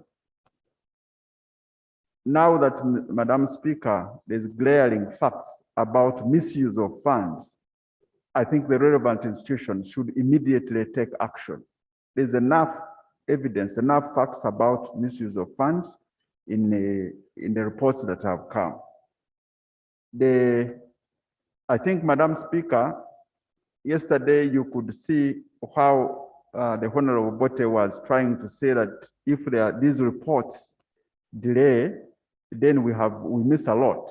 And we want to thank you for the fact that you have given time for these reports to be debated and concluded. Maybe, Madam Speaker, we need now to tie the accountability reports of the Auditor General with the budgeting process. Like if this information comes before we appoint accounting officers, before September, before we start the budgeting process, I think that will help us to take action immediately on the accounting officers using our own powers of not appointing them. That maybe can help immediate action, because if they go for IGG, for police, for court, that will take time. But people must know that this business of misuse of funds is a very dangerous business, and we should take action so that they can avoid this. I wanted to correct one point the chairperson kept on referring to. He said these people spent money, they mischarged without the authority of the PS, SST of Ministry of Finance. Just to inform you that the PSST, the permanent secretary, secretary treasurer, does not have powers to authorize mischarge. The law only allows virement of resources up to 10%, but for a mischarge is unlawful. So if somebody mischarged, it's unlawful. And it also provides on how that can be collected. So we don't have powers to allow a mischarge. We only allow, the Minister of Finance allows, can authorize 10% to via in a certain, on a certain vote. So Madam Speaker, I want to thank the chairperson and the members for the work that you have done and the effort you have put in to fight this cancer of it's all of us. If all of us continue combining these efforts, in a few years, we shall actually achieve our long-term goal of making sure that we have zero tolerance towards corruption as a government in power. I thank you. Thank you very much. Honourable members, I put the question be put. Those in favor say aye, the contrary no. And I put the question that this House to adopt the report of the Committee on Statutory Commission on Statutory Authorities as presented. Those in favor say aye, the contrary no. Ayes have it. Item number 14 on the order paper, motion for the adoption of the report of the Committee on Commissions, Statutory Authorities and State Enterprises on the petition on the abuse of office and causing financial loss to government by the KCCA paying 10% NSSF contribution for its permanent and pension of members of staff. No, members, this is a very short one, just a report on a petition. It's not as long as our issue. Then we shall go to item 8 and item 9. Yes, Honourable Chair. Thank you so much, Madam Speaker.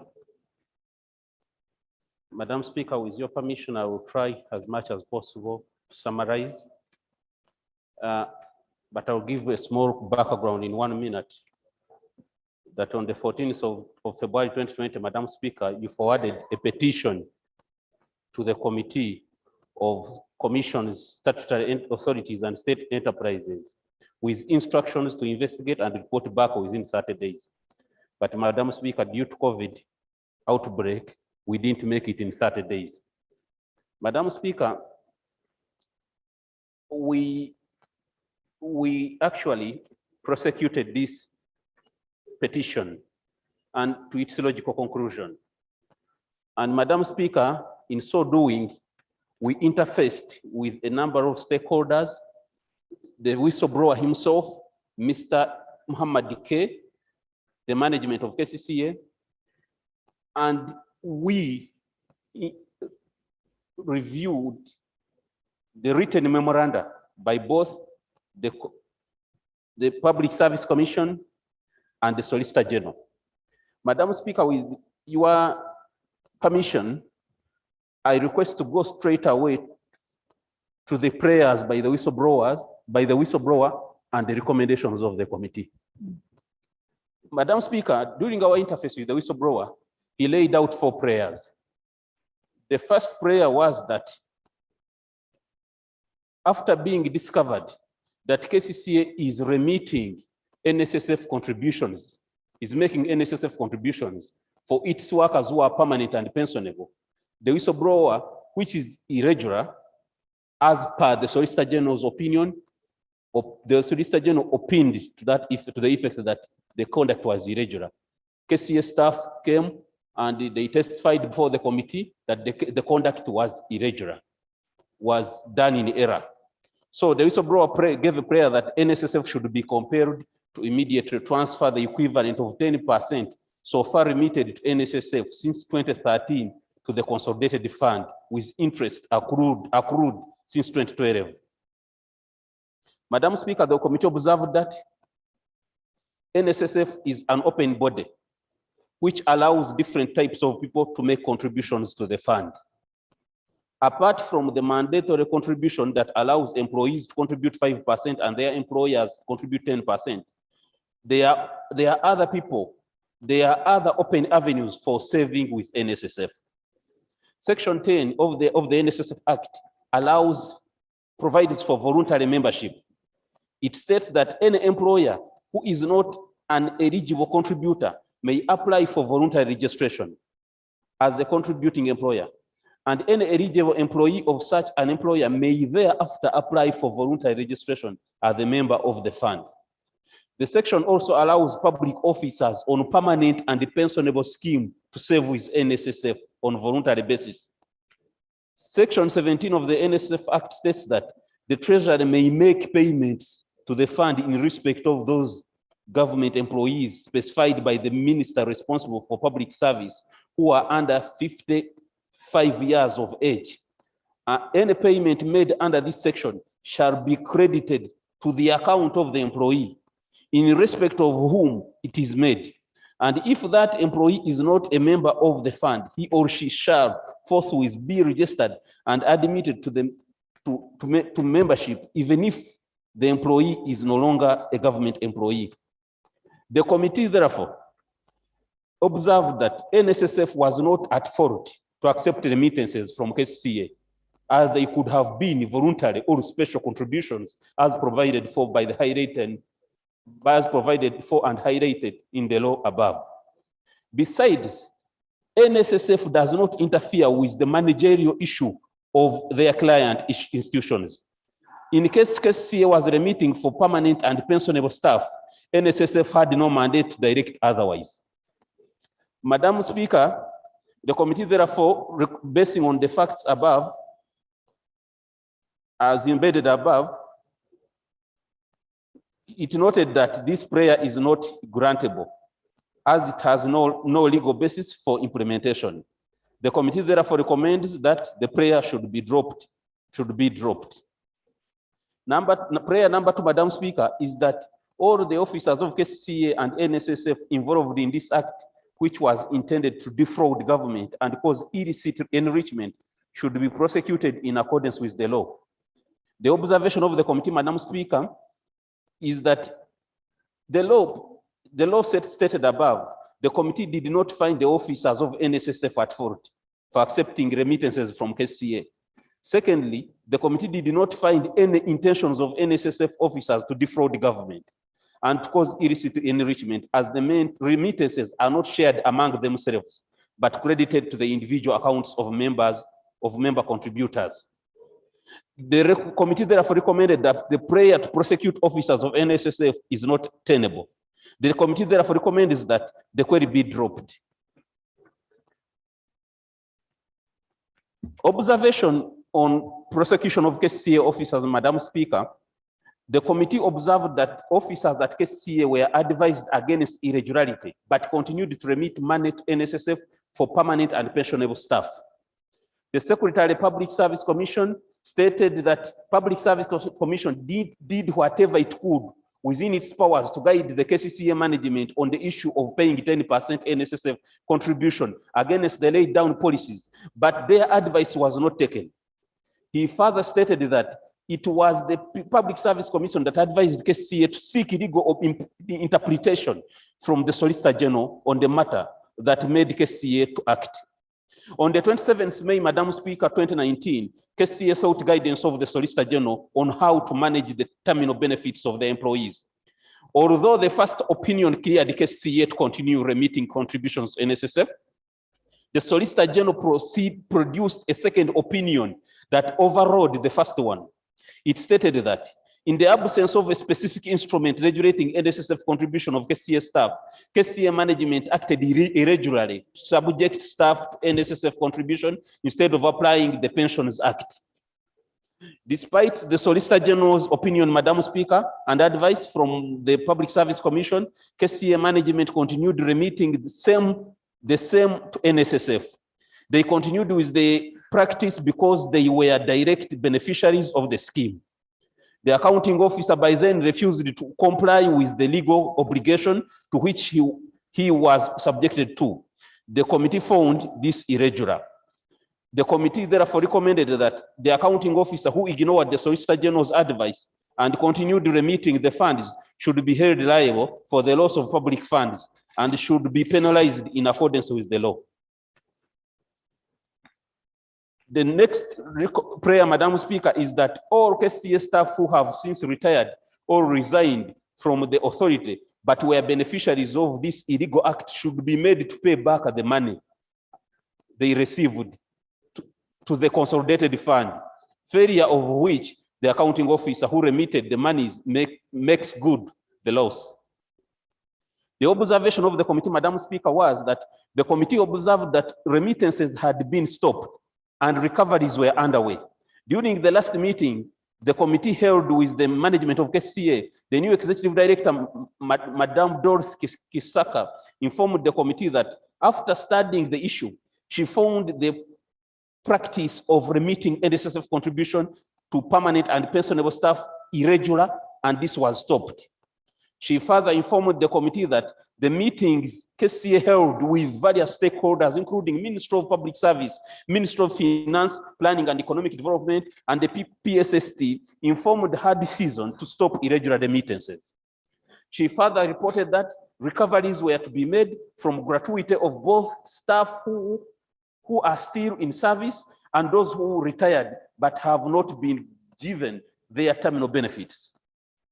The recommendation of the committee on this, Madam Speaker, is that the accounting office of KCA should expedite the process of recovery of the funds and remit the same to the consolidated fund.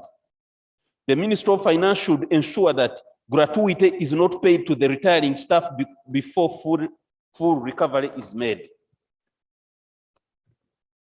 Madam Speaker, the last prayer is for the whistleblower. The whistleblower requested for his entitlement as per Section 19 of the Whistleblowers Act. Madam Speaker and honorable members, the committee observed that the whistleblower was so patriotic in disclosing this irregularity to higher authorities. Non-disclosure of the same indicates that KCA was likely to continue with the irregularity unabated.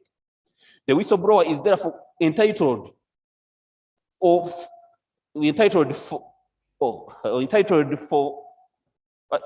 5% of the net liquidated sum of the money recovered in accordance with Section 19 of the Whistleblowers Act. Therefore, upon the recommendation of the committee, therefore, upon full recovery of the funds and remitting the same to the consolidated fund, the whistleblower should be paid within 6 months as stipulated by the law. In conclusion, Madam Speaker, the committee is pleased to report to you that the irregular practice of remitting NSSF contributions to permanent and pensionable staff has been stopped by the new ED of KCA, and efforts of recovery to recover the funds are underway. The committee observes that there is no instrument by the Ministry of Public Service that declares KCA as the other public service. Therefore, it is still governed by the same custodian laws of public service. KCA can pursue that option and obtain an instrument that can enable it to make its own pension scheme as provided by the parliamentary commissions and other public services. Right Honorable Speaker, the committee commits the report to this House and the recommendations therein, and the committee and myself, actually, Honorable Speaker, I beg to move that this committee report and its recommendations be adopted by this House and by this House in its entirety. I beg to move, Madam Speaker. Thank you very much, Honorable Chair, again, and the Committee of Public Accounts Committee, COSASE, for this report. Members, I think the report is very clear. Do we need to discuss it? Now, Mr. Chikubo, 2 minutes, 2 minutes. 2 minutes, or do 2 minutes in London.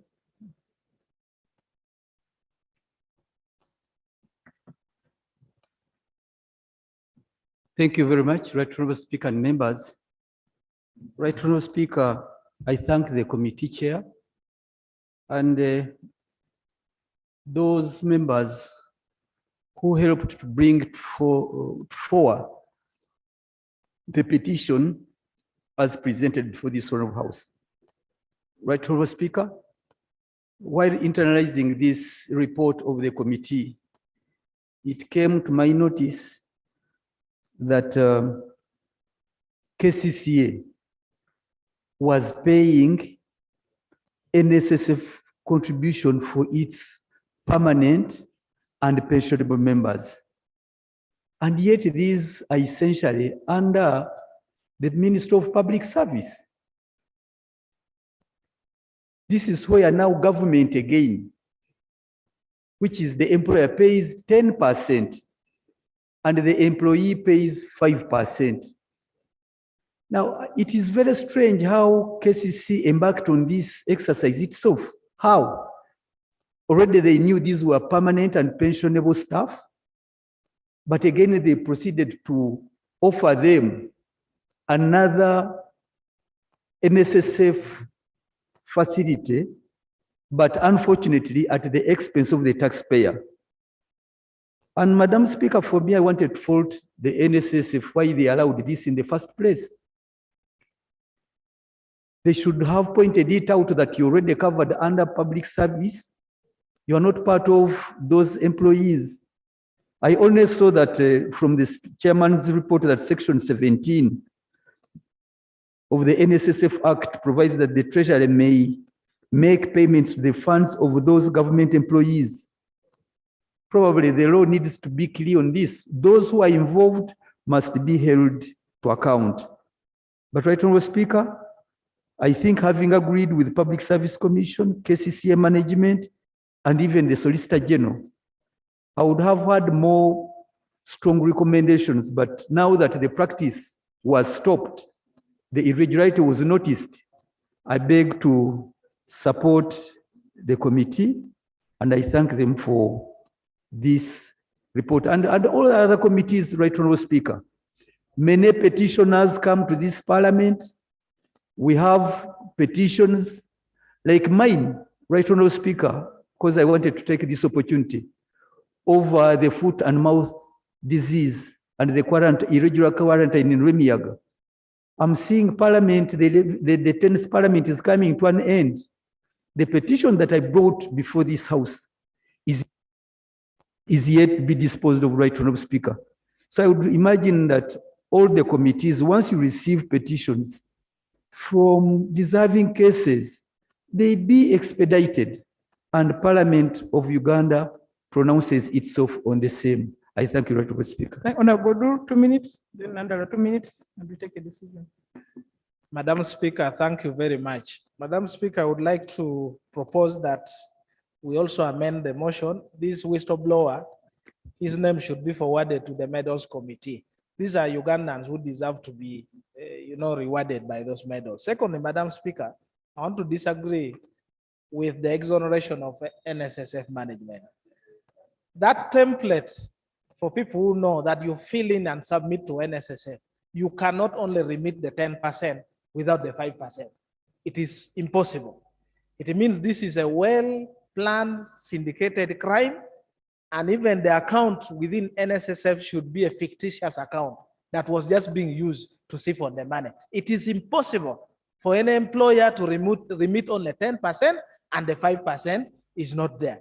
So I'd expected the committee should have gone ahead, first of all, to establish how much, because the petitioner alleges trillions of shillings. And here the report is not very clear whether it was actually in trillions.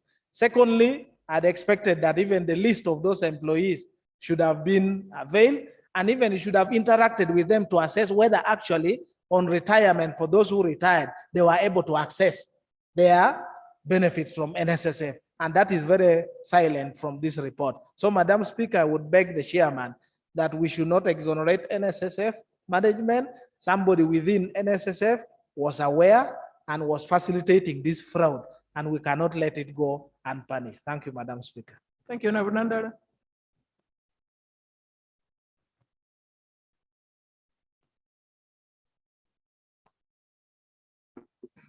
Madam Speaker, I think we're just making a big mistake. I want to thank the chair of the committee and the committee members. First, section 8, it talks about those who are exempt. And it is in the first schedule. Now, Madam Speaker, if you got the first schedule, it is very clear. And that's why I also want to agree with Jonathan, that NSSF should not be exempt. In fact, the NSSF should be really, I don't know, these are just, I think it's a group of criminals. It says, I will go for specific ones. University or college, which is the government, for Uganda police, Uganda prisons, UPDF, employment by virtue of which employees are eligible for pension benefits under the Pensions Act.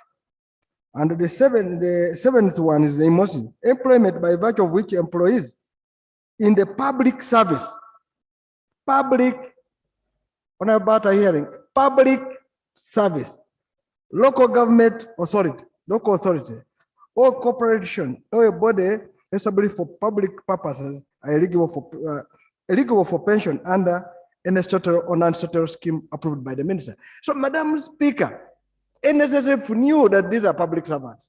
We want to assume it was KCCA. That means that was a local authority. NSSF cannot be exempt from this act.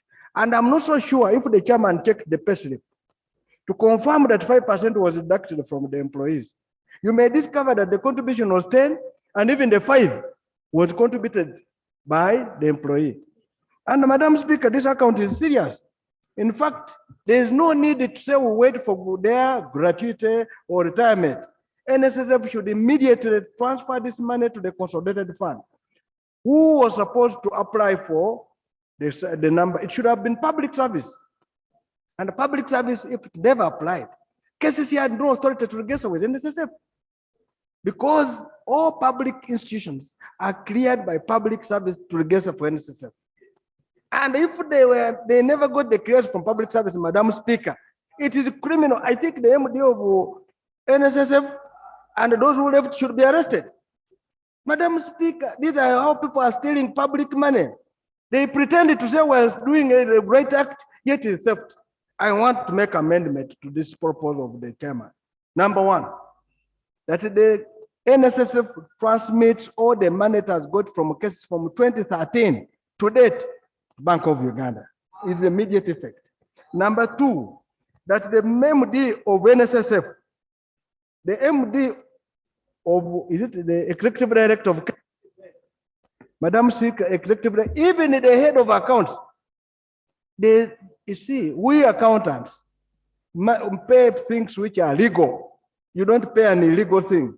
There's no accountant who would know that they are exempt. In fact, the head of accounts, the head of internal audit, the executive director of NSSF, the MD of NSSF should be aligned in court for theft of public resources. This is a very dangerous thing. I thank you, Madam Speaker. Okay. Madam Speaker, first and foremost, I want to inform this House that what is strange, I checked on the pay slips. We had a look at the pay slips. When the Solicitor General wrote that opined that was irregular for them to keep on remitting, the then ED, Madam Jennifer Musi, stopped remitting for herself, but continued to remit for the rest of the staff, which clearly showed that it was a deliberate act. Madam Speaker, I entirely agree with my senior brother, Honorable Nandala, on the amendments. Okay. Thank you. Honourable members, I put the question that the motion be amended as proposed. Those in favor say aye, the contrary no. So after I put the question be put, those in favor say aye, the contrary no. Now put the question that this House adopt the report of the Committee on Commission Statutory Authorities and State Enterprises on that petition. Those in favor say aye, the contrary no. Ayes have it. Let's go to item 8. Item 8 on the order paper, motion for a resolution of Parliament to amend the request to borrow up to euros 108,521,152.60, equivalent to US dollars 119,096,962.91 to finance Masindi, Biso, Cabaret, Chiziramfumbi, and Honwa, Nyailongo, Charusesa, Butole Road upgrading project. Okay, you can say thank you. Yeah, thank you, Madam Speaker. Madam Speaker, I want to take this honor in 1 minute to thank you very profoundly for the cooperation you have given me. Sincerely, I didn't know you. By the time I came to Parliament, I had not interacted with you. I didn't know that you are such a human being, a good human being. So I want to thank you very profoundly and my party, the Secretary General Nandala, for giving me this chance to serve as the committee chairperson. It was not a simple decision. Some people even went ahead to suggest that Munyagao is irreparably stupid to handle such a committee.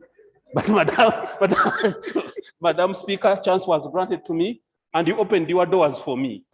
Actually, I'm grateful, Madam Speaker, and I'm happy to report that the term has ended. And Madam Speaker, it's unfortunate that I lost and you lost a good campaigner. Now I can't help you in anything. I'm like a castrated bull, only to pray for you, and God will reward you. Thank you so much, Madam. Thank you very much, Honorable Munyagwa. And we thank the committee again for the work done. I think the minister is moving the motion. Sorry to take you back. Madam Speaker, two things. I'd wanted to raise the issue of the other motion, but from the advice and from what we have discussed with Jonathan, we want to make a comprehensive one. Yes. And so tomorrow, Madam Speaker, we're asking that on the order paper, we are given, I think we should be one of the priority businesses where the speaker makes a decision. Will be among Certainly, the matter is important to be on the order paper. It's going to solve what Honorable Bart was talking about when by September will we have finished doing the reports. So if we adopt that, it means it will help us to move straight into action. Thank you very much, Madam Speaker. The other point now, since you have given him an opportunity, the minister is going to bring his amendments. Madam Speaker, don't you think that minister is too tired by overborrowing? Can't we allow him today to sit down and we go to other businesses apart from borrowing? No, but there's also our good committee which have been working very hard. It's just amending. Thank you very much. I pray, Honorable Nandala, that one day you'll come this side. Madam Speaker, it's a short notice, rather motion. Motion for the resolution of Parliament to amend the request to borrow up to 108.5 million euros, equivalent 119,096,962.91 million euros to finance massing the use of Cabaret, Kizila Mfumbi, and Hoa, Nyarongo, Charusesa, Butore Road upgrading project. Madam Speaker, whereas on 19th February 2020, the government of Uganda, in accordance with Article 59,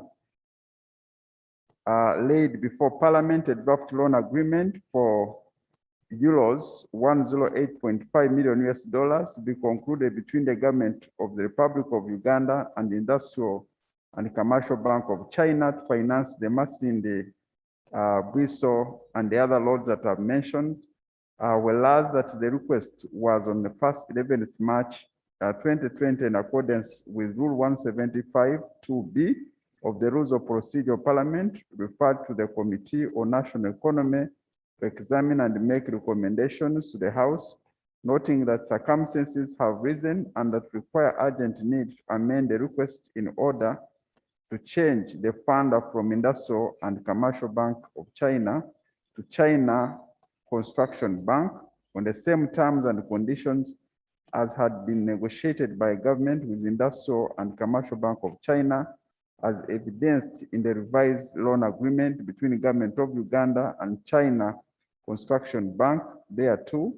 Now, therefore, this Parliament resolves to amend the request laid by government on 19th February 2020 and referred to the Committee of National Economy on the 11th March 2020 to borrow up to 108.5 million euros, equivalent to 119.91 0.096 million US dollars to finance Masindi, Biso, Cabaret, Chizilafumbi, and Hawa, Nyirongo, Charusesa, Butole Road upgrading project, which is 97 kilometers, by changing the funder of the project from the Industrial and Commercial Bank of China to China Construction Bank, and the amount reduced to 99 million euros. I beg to move, Madam Speaker.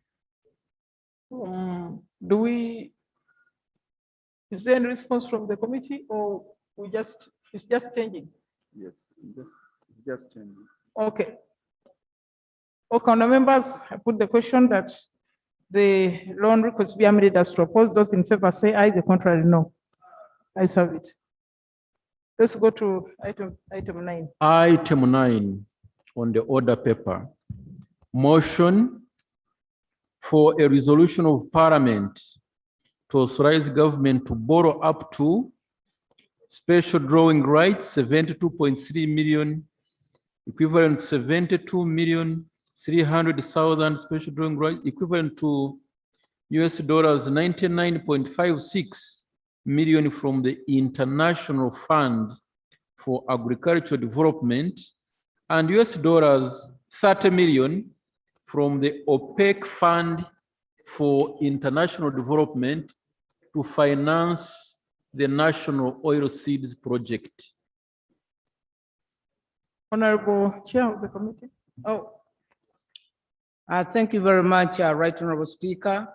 Right Honorable Speaker, I stand here to present a report of the Committee on National Economy on the proposal by government to borrow up to special drawing rights 72.3 million from the International Fund for Agricultural Development, and US dollars 30 million from the OPEC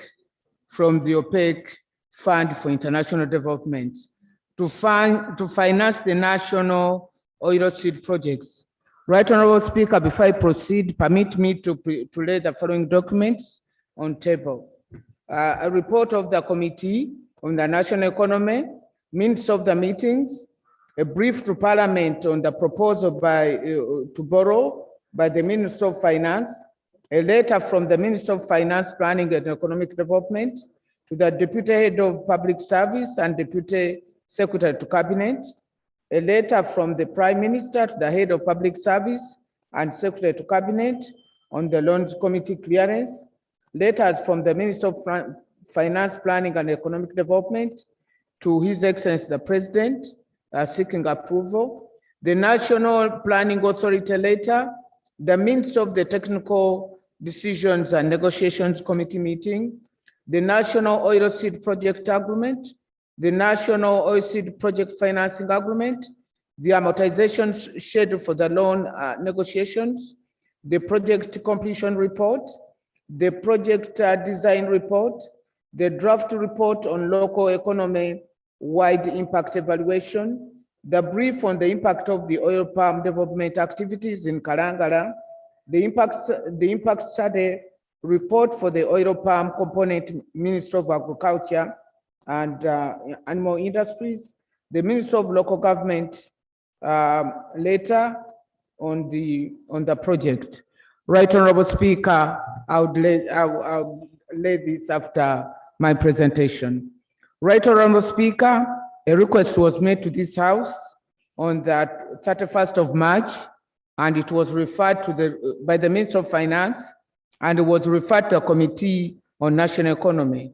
The Committee on National Economy considered the request by government to borrow the already said amount from the agencies which I've already alluded to.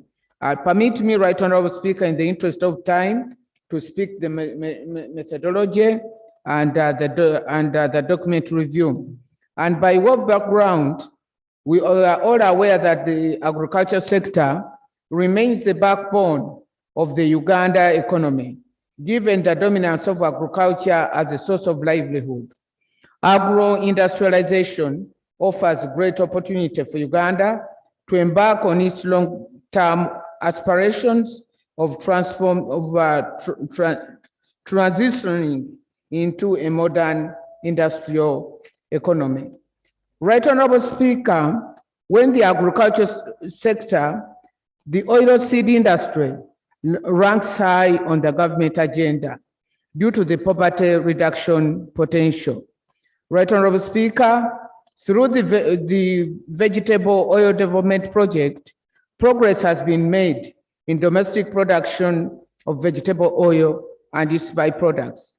Government has been able to increase production of oil seeds to 80 metric tons, but this is still far away from the target of 400,000 tons. And this is attributed to the increase in raw materials for oil seed production. Right Honorable Speaker, there is still need to increase production of oil seeds to cover the demand of over 360,000 metric tons and reduce import of vegetable oil in the country to meet the demand. The project is linked to the agro-industrial development program. Right Honorable Speaker, the project is also aligned with the agricultural sector strategic plan that focuses on rural economic transformation and stresses the importance of the commercialization of smallholder agriculture. It is also aligned to the project is aligned to the Sustainable Development Goals number 1, 2, 8, 9, 10, 11, and 13.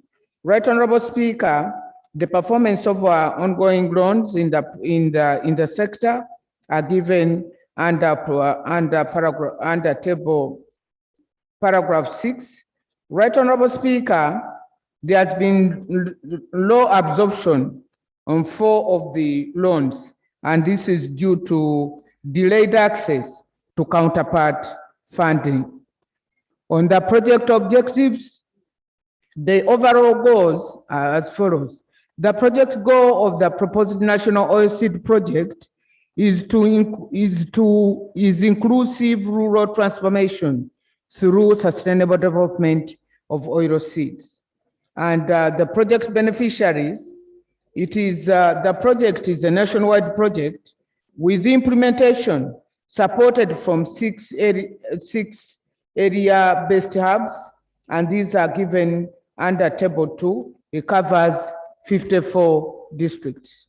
The selected hubs cover the poorest regions of the country. And the key national oilseed project intervention support to oilseed value chain development under Component 1 will work directly with approximately 120,000 smallholder households in the project target areas. Right Honorable Speaker, the project's primary beneficiaries groups is smallholder farmers, mainly women, youth, and men growing the seeds. And under table 3, we have the components as they are broken down. Right Honorable Speaker, the project cost and financing is covered under table 5.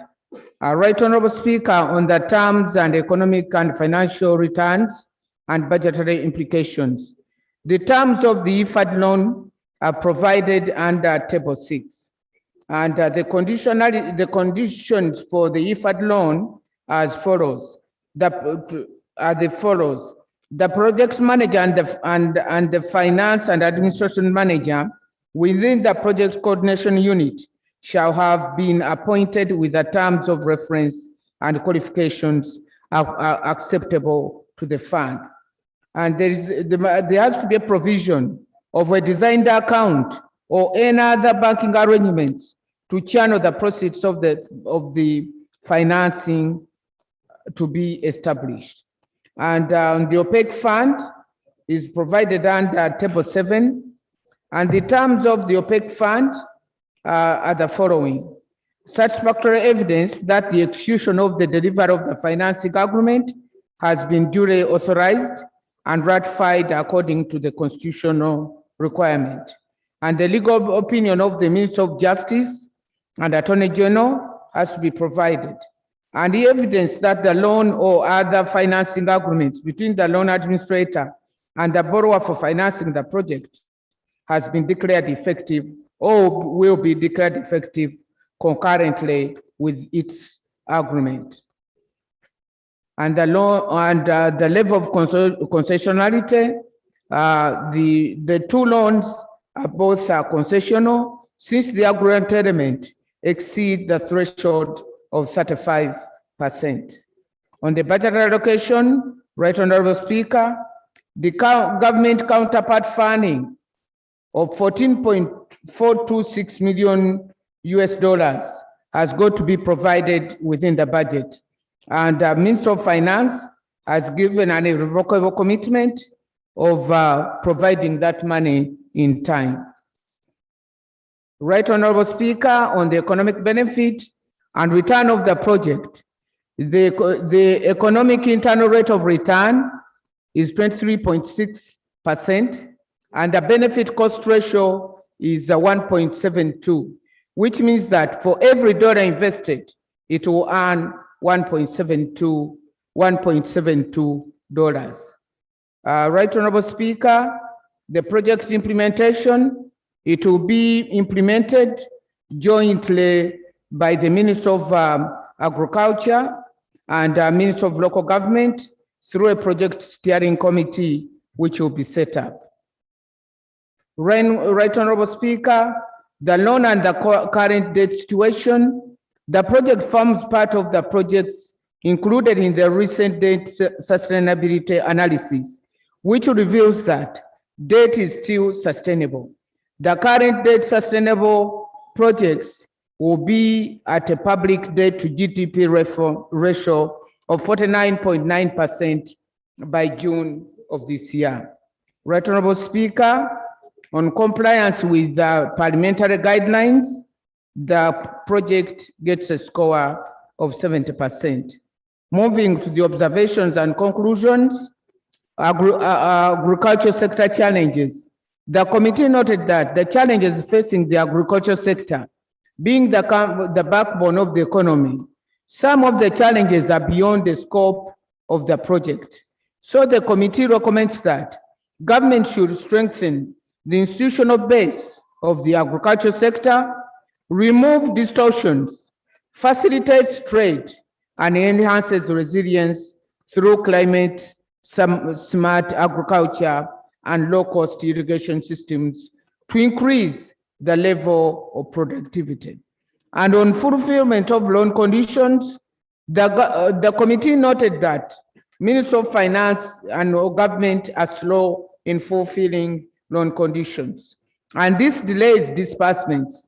And in some cases, where there is commitment fee charged on unutilized amounts, the government suffers.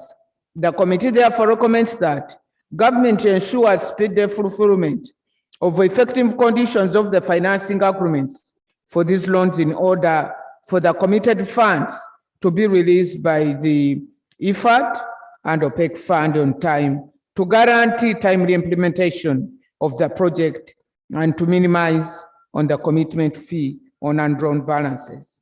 On farmer access to financial services, Right Honorable Speaker, the committee made the following recommendations. Minister of Agriculture should ensure that agriculture input credit products that will be introduced to all village savings and loan associations during the implementation of the project as in supported clusters are adequate. In second recommendation, in collaboration with Microfinance Support Center, MAIF should ensure that tailored capacity building is provided efficiently and effectively to circles in the project areas to develop and roll out agricultural financial products suitable for all seed growers. And three, the Minister of Agriculture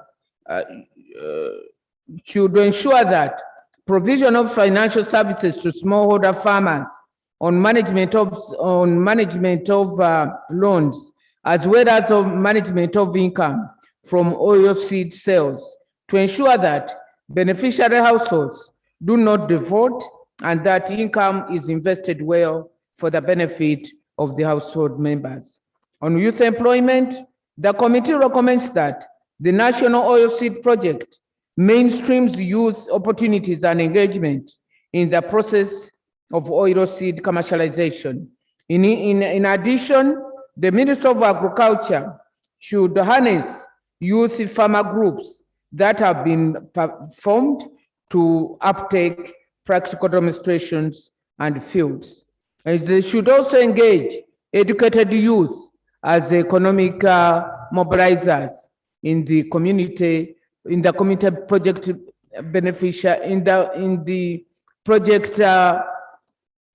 beneficiary communities, and should also provide incentives for youth participation in training as providers of auxiliary services. On gender implications, the committee recommends that the MAIF should ensure that there is deliberate empowerment of women in the implementation of this project through incentivizing and building the capacity of women to increase their active participation in and leadership of farmer organizations and service provision. Right Honorable Speaker, on the local content, the committee recommends that in line with the government policy of promotion of local content, during implementation of the project component of support to market linkage infrastructure serving the oilseed sector, MAIF and Ministry of Local Government should prioritize local contractors and suppliers to build and enhance their capacity to offer the required services without compromising the PPDA Act.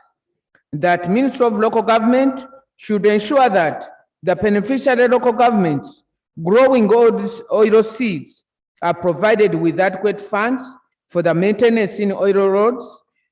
Production or road maintenance shall be the responsibility of the district local governments and sub-county local governments to avoid a repeat of what we have seen in Kayip. There should be maintenance. The Kayip roads are not being maintained, and many of them are now worse than they were before the project.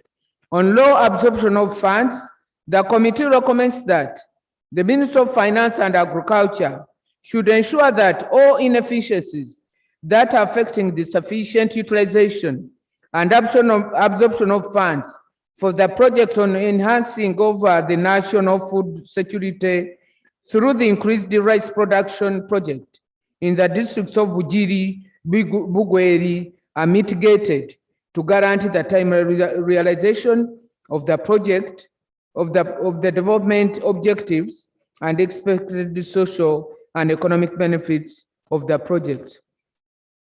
On the scope of the project, Right Honorable Speaker, the committee was concerned that not the cost of some of the seedlings of the recommended oil producing products are unaffordable to the ordinary farmer. And as avocado and macadamia were cited, that a seedling is going for 15,000 shillings, which most of our farmers can afford. So we are recommending that this provision of seed, these oil seeds should be provided by government to give an opportunity to all our farmers to benefit in this lucrative business. The committee recommends that Ministry of Agriculture includes macadamia, hass, and shea nut butter among the oil seeds in the focus crops of the oil seed project. As avocado today is called the green gold, and our neighbors, Burundi, Kenya, and Rwanda are benefiting high. In fact, it's now the main export for Burundi, and they are really reaping big dollars. Government should consider delivering bilateral agreements and any other measures to promote export of their oil seeds to ensure sustainable access to the international market for these seeds. The committee also noted the need to strengthen crop inspection. Right Honorable Speaker, as we speak now, we have only 1,400 extension farmers, agriculture extension farmers, out of the 5,000 needed. And the crops have to meet quality standards right from production. So Minister of Finance should provide sufficient funding for recruitment of the extension workers and also for their facilitation. The committee further recommends that the crop inspection function should be strengthened to ensure that there are crop inspectors at the village level, rather than waiting and get the farmers' crops to be rejected at the time of sale. All of you are familiar with what our maize has gone through with our neighbors. On the life cycle costs of the project, the committee recommends that government considers planning for the life cycle costs of the project to ensure proper maintenance of the same once major capital investments are concluded. The Minister of Agriculture should work with Minister of Works to ensure harmony of project locations, to ensure that there is no duplication of planning, and also to minimize on wastage, because we don't want this project to spend on roads which are being worked on by Minister of Works or the other way around. On the use of tax policy to discourage imports, the committee recommends that the Minister of Finance, Planning and Economic Development, together with the Uganda Revenue Authority, should evaluate the tax policy around oil seeds with the view of promoting their export and protection of the local industry in the short to medium term, because our industries are just upcoming, and the few which are there are still in infancy and need protection. Right Honorable Speaker, subject to the recommendations I've already alluded to, the committee recommends approval of the proposal of government to borrow SDR $72.3 million from IFAD and $30 million from the OPEC Fund for International Development to finance the national seed project. I beg to move, Right Honorable Speaker. Thank you very much, Honorable Saida Bumba, Honorable Sechkubo Sengo, Muiru. Is that Babadiri?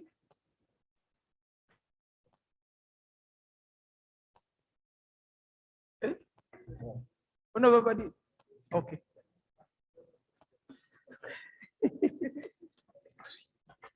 Thank you, Right Honorable Speaker.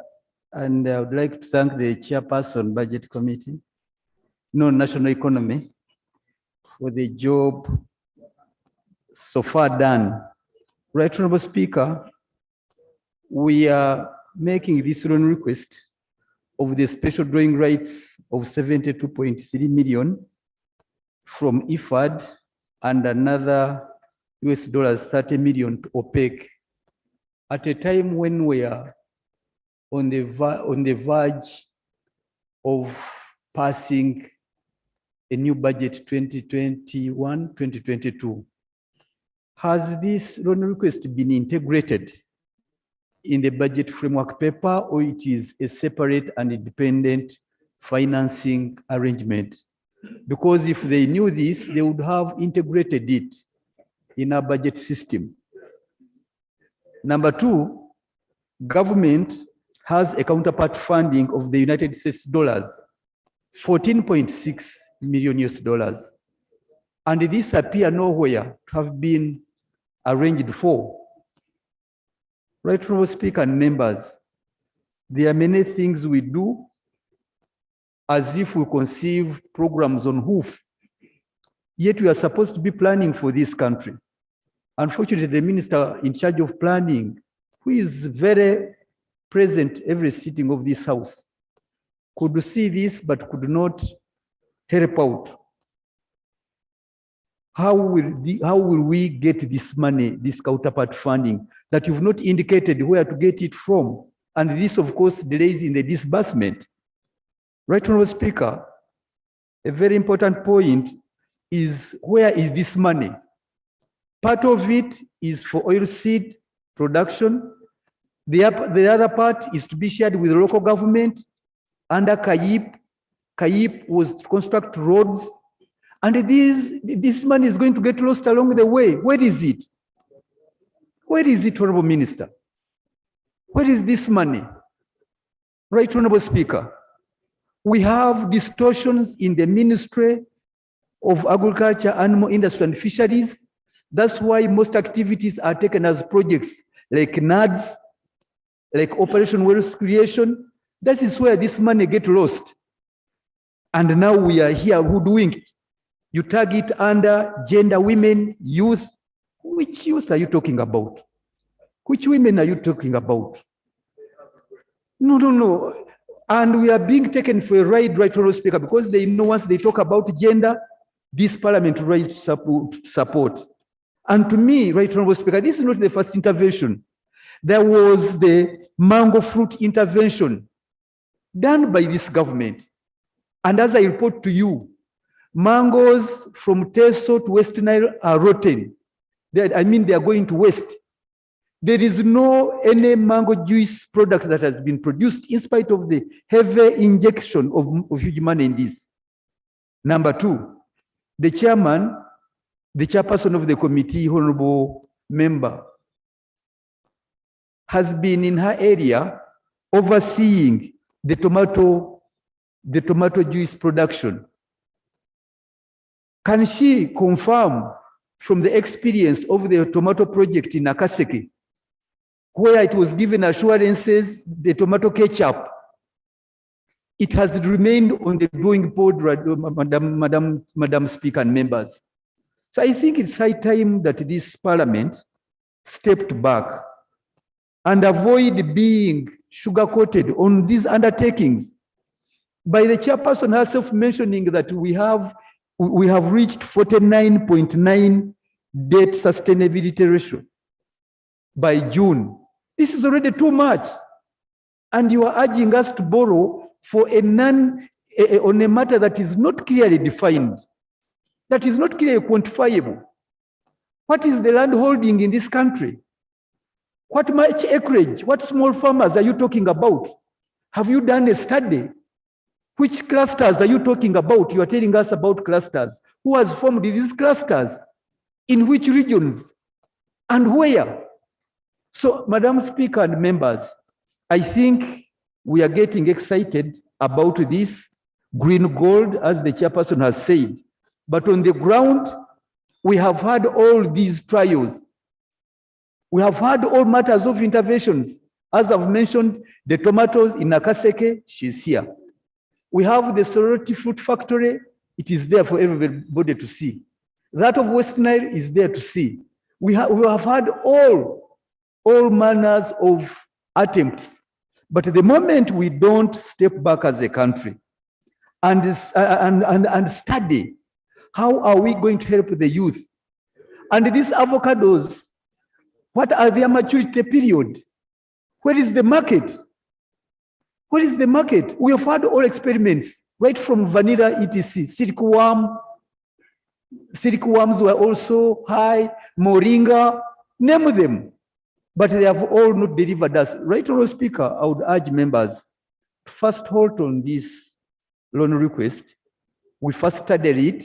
We see, we cluster which gender, how many women are going to be involved. Where is the market? It's not enough to tell people grow avocados, grow the seed fruit. You must streamline all through the production, processing, and marketing. And if this loan was designed along those lines that you people start, we are ready, I would support it 100%. But they are leaving it the way it is, and it is only a conduit to borrow money, but they don't have substantive and substantial areas they are going to intervene in the seed growing. And I beg to oppose, Right Honorable Speaker. Thank you. Honorable Sengo, 3 minutes. The Honorable Muiru.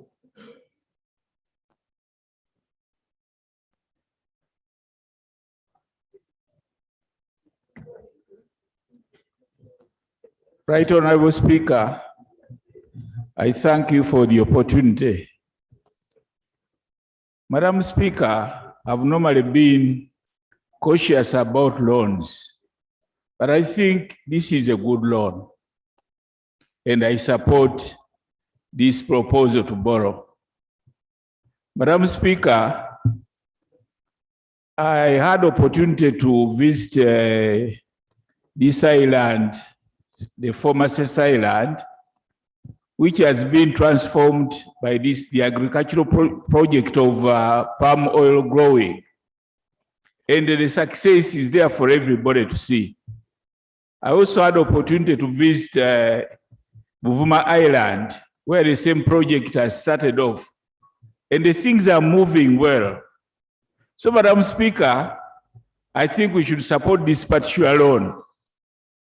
I know that my colleague on was complaining about us avocado, but some people are already growing it, and I'm one of the people already growing us avocado.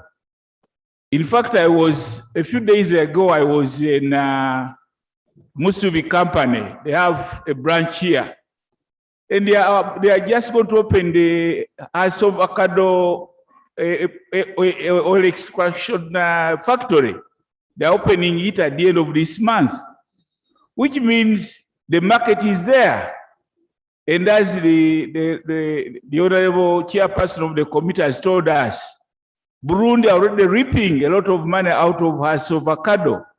So, Madam Speaker, I think this is a worthwhile loan. We should really support it, and I'm sure it will be a turning point for this country as an agricultural country, because the demand is there. I know that China, you cannot satisfy the demand for this house avocado. You cannot satisfy China. They need a lot of it. However much we may grow, we shall never satisfy the population in China. So I would request my colleagues to support this loan. Let's go at it, because I understand the loan also includes growing groundnuts, because these are also oil seeds. We already have areas that are growing a lot of groundnuts. I think Busoga is one of those areas that grow a lot of groundnuts. So already we've got things to show. We don't need to go in for a study. People are already growing the groundnuts. The avocado is already being grown by the Musubi farm. So, Madam Speaker, the sooner we pass this loan, the better. We need to support the agricultural sector. I thank you, Madam Speaker. Thank you. Honorable Muiru. Muiru, and then someone should help Babadi to come this side. Thank you, Right Honorable Speaker and colleagues. And I want to thank the chair of the committee and the committee for the report. Right Honorable Speaker, I rise to support the loan request, premised on the fact that, Right Honorable Speaker, on all occasions, I've been disappointed by the Minister of Finance. When you look at the tax collection in the country, 85% of the tax is collected from the central business area. And Honorable Bart still holds out as a Minister of Finance. He has been coming up with a lot of loans in this house. I've not been seeing any interventions towards making the other part of the country very productive. So in my opinion, this must be one of those loans which is intended, if well utilized, to expand the tax base if they are fruits of actually this loan. Right Honorable Speaker, we were in this house. There was a motion moved by Honorable Veronica Vitechero of Cabaret to the effect that government should establish a seed bank. We have not actually been briefed how far government has moved. Honorable Speaker, you will agree with me that we have appropriated a lot of money under NADS. And other than most of the colleagues, maybe included on the front bench, holding out as suppliers of seeds under the NADS, most of their seeds that have even been selling to Coffee Development Authority and the NADS Secretary, most of them were not even germinating. have proved that in very many areas. That shows you that actually there has been a very big problem. As we move towards passing this loan under the oil seeds, I want to implore our government to ensure that actually in that regard, there's something done in that direction. Honorable Speaker and colleagues, as I conclude, you will agree with me that when we talk about the GDP, which Honorable Bati as finance have been talking about, almost 85% of the GDP is held by almost 10% of the population. And of the 10%, 69%, they are foreigners. So we have been boasting about of a foreign economy to the extent that if they were to withdraw, the economy would collapse. Today, if we have a loan which is going to the agriculture sector, I would implore the implementers that the local content be actually given priority. Although we passed the local content bill, and I'm given to understand it has not been assented to by the president, but that's the only way we would ensure that our local people are involved in this sector. The final appeal, whereas we have been supporting this sector, we have been looking at most of the oil on the market. Most of it has not been manufactured here. It has been imported from Malaysia, repackaged, and put on the shelves of supermarkets. That is a very big challenge. So we need to a real analysis how this actual as the laws have been passing in that sector and appropriation, how they have impacted on the sector. Notwithstanding that when we have been equating tax exemption, we've been exempted on output VAT for BIDICO. I think the technical people will tell, so to enable the company build the capacity. But other than if you look at what we have gained from what they have been doing, yes, there's some gain. But on the other hand, they have also exploited the loophole and have been importing cooking oil from Malaysia and other areas, repackaging it here, and then putting it to supermarket as part of the product they're actually producing. That should be investigated by the sector ministry. I want to conclude by supporting the loan. I thank you, Honorable Speaker and colleague. Thank you, Honorable Badiri.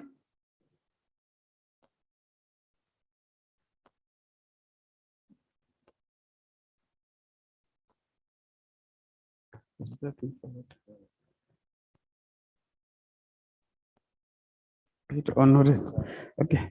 Thank you, Madam Speaker.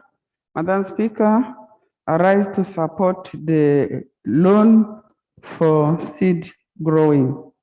Madam Speaker, seeds are very, very, very important for our agriculture. Currently, buying seeds is really a nightmare. They are very expensive.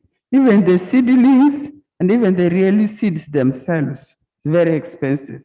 And if we get this project, that means we shall be growing our seeds in the vicinity, and it will be accessible and easy and cheaper because they are near and the method of producing may be cheaper.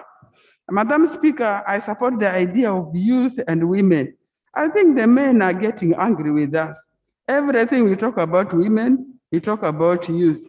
Growing crops, growing things are all for men and women. I think we should also include the groups of men. Madam Speaker, we are getting the loan. How are you going to identify these groups? How are they going to access this money? At times it becomes very difficult. You hear that the money is there, but the process becomes very expensive and difficult to get. I hope you shall devise a method where we can access this money easily and the groups can grow the seeds for us to get. Madam Speaker, at the issue of counterfunding, quite often government says the money is there, but at the end of the day, the money does not come and it will delay the project because of money. I would like the Minister of Finance to tell us what is the source of the money and when are we getting so that we have these seeds. Madam Speaker, I support the loan. Thank you very much.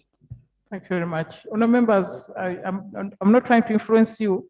However, because I'm constantly engaged in trying to solve the poverty issues in the Busoga area, when I was invited to Musubi Farm, I came back and reported this house that there's a new crop which we think we should invest in to generate incomes, because an acre of first avocado, if well looked after, can raise as much as 28 million shillings per acre. So I came and I even sent the Committee of Agriculture to visit Musubi Farm, and find out what is going on. But in addition, I've myself planted 8 acres of first avocado. I also have 8 acres of macadamia. So I'm not influencing you, but I think we should try to improve the incomes of farmers through that. Honorable Awol. Thank you, Right Honorable Speaker. I am actually dragging my feet to say yes to these loans. While the project may be very good, are we exhausted our support from within? Because sometimes you go for borrowing after doing your, feasibility, research, and everything. We have seeds called chia seeds, very small and black. They say it is medicinal. Our people of the north grew chia seeds last year, a lot. And the advocacy was that it's going to be 6,000 a kilo. And many people could not send their children to school when there was no market for the chia seeds. So we are rotting with chia seeds in our homes because the market failed. Instead, some other people came to ask that these chia seeds should be bought at 1,000 a kilo, which was really exploiting the farmers. For me, the committee should do their work really very well to find that now avocado is grown. I think a lot of it is in Arua side. Have they tried to establish something that we need to expand on? Usually loans should be also for expansion. So if we take this one, we'll be with a warning that please, let it not go to waste. Let it be able to empower our people. When we talk about is it shea nut? Shea nut, I don't know. It's very useful, it's very good, but when now it comes to growing, I don't know how many years it will take to grow shea nut because it is really good. First, the fruits, then the seeds, the oil. So we reap a lot from it. So this is what I can say. Next time we need to convince us better that, you know, we have done this, the factory is here, there is this example. So we now need to expand and roll out to the country. We need more funding for it. But if you are not showing us any avocados factory, which is either for food or for juice, yes, we take it, but with a bit of reservation. Thank you. Honourable members, I want to invite you to go to Musubi Farm in Mayuge district, in Ukabodi sub-county. You'll see this mass farm of first avocado and plans for the factory. Honourable members, I put the question, the question be put. Those in favor say aye, the contrary no. Yes, I put the question that the House approves. The donors requested. Those in favor say aye, the contrary no. Let's have it. Now, the statement by the minister. Item 3 on the order paper, Minister statement by Minister on the status of the property belonging to the late former President of the Republic of Uganda, Field Marshal Idi Amin Dada.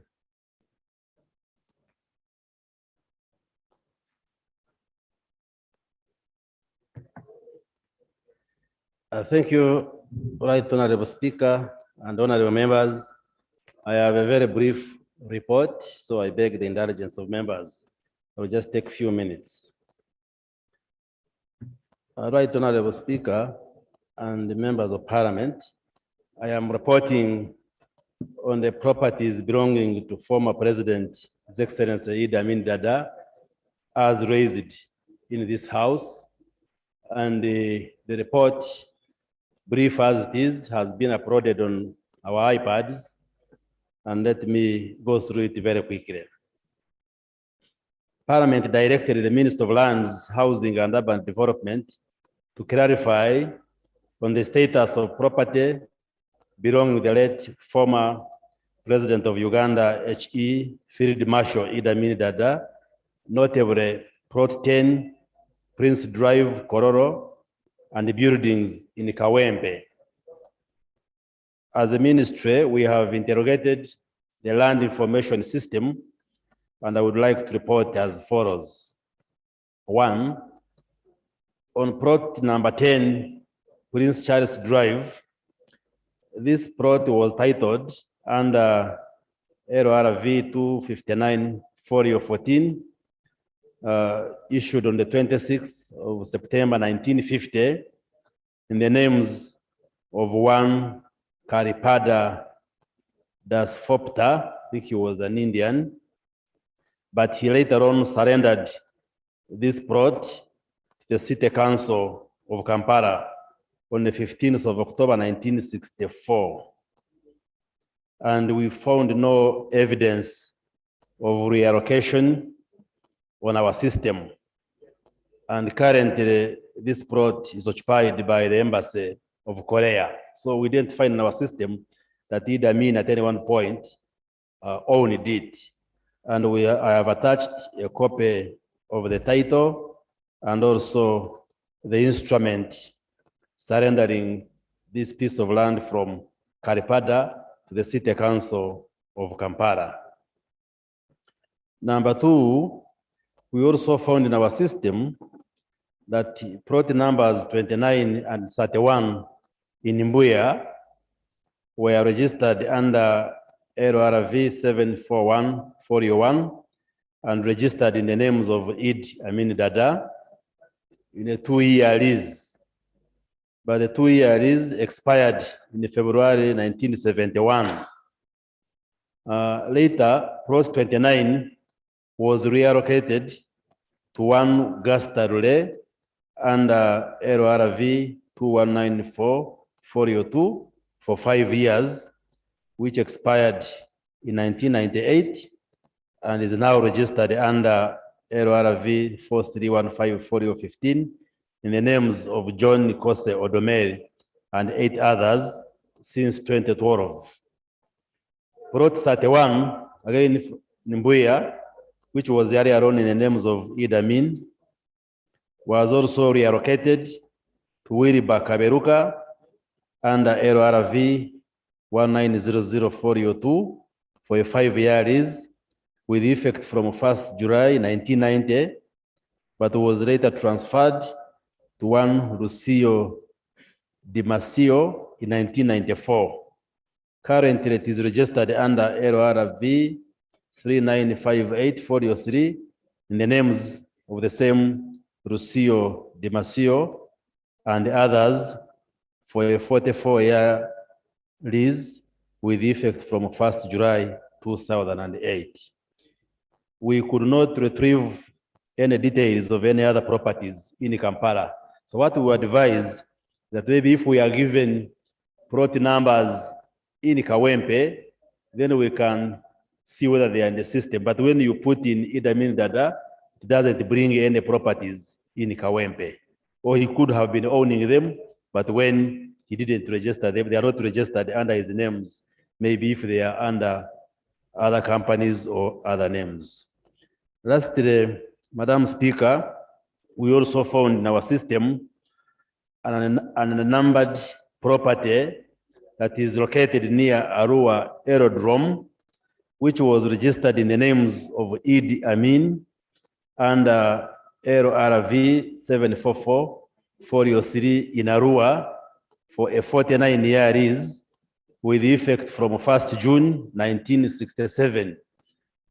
This means the lease must have expired in 2016, and we are not sure whether the family is pursuing extension of this lease, and the advice we would give that the family could apply for extension of this lease, and then it is extended in favor of the family. Right, Honorable Speaker, this is the information we could get from our system, and I want to thank you for giving me the opportunity. Allow me to lay on the table this report and the accompanying land titles, and also the instrument surrendering the land in Kororo from Karipada Dasfota to the City Council of Kampala. I beg to report, Right Honorable Speaker. Thank you very much. You want to make comment? Ona Muiru? Muiru Sechku? 2 minutes each. Thank you, Right Honorable Speaker. I want to thank the Minister for the statement. However, I'm seeking clarification from him. It is now trade law, and the Supreme Court in the case of National Housing Corporation versus Housing Finance versus Kampala State Council, they have held that once someone is on occupation and has a lease, is a lessee, upon expiry of that lease, one has a right to be given the first opportunity to renew the lease. I'm seeking guidance from you whether to know whether the family of the late Idi Amin Dada was given an opportunity to extend the lease because their address was known. It was even disclosed in the lease document which you had on record. I thank you. No such quote.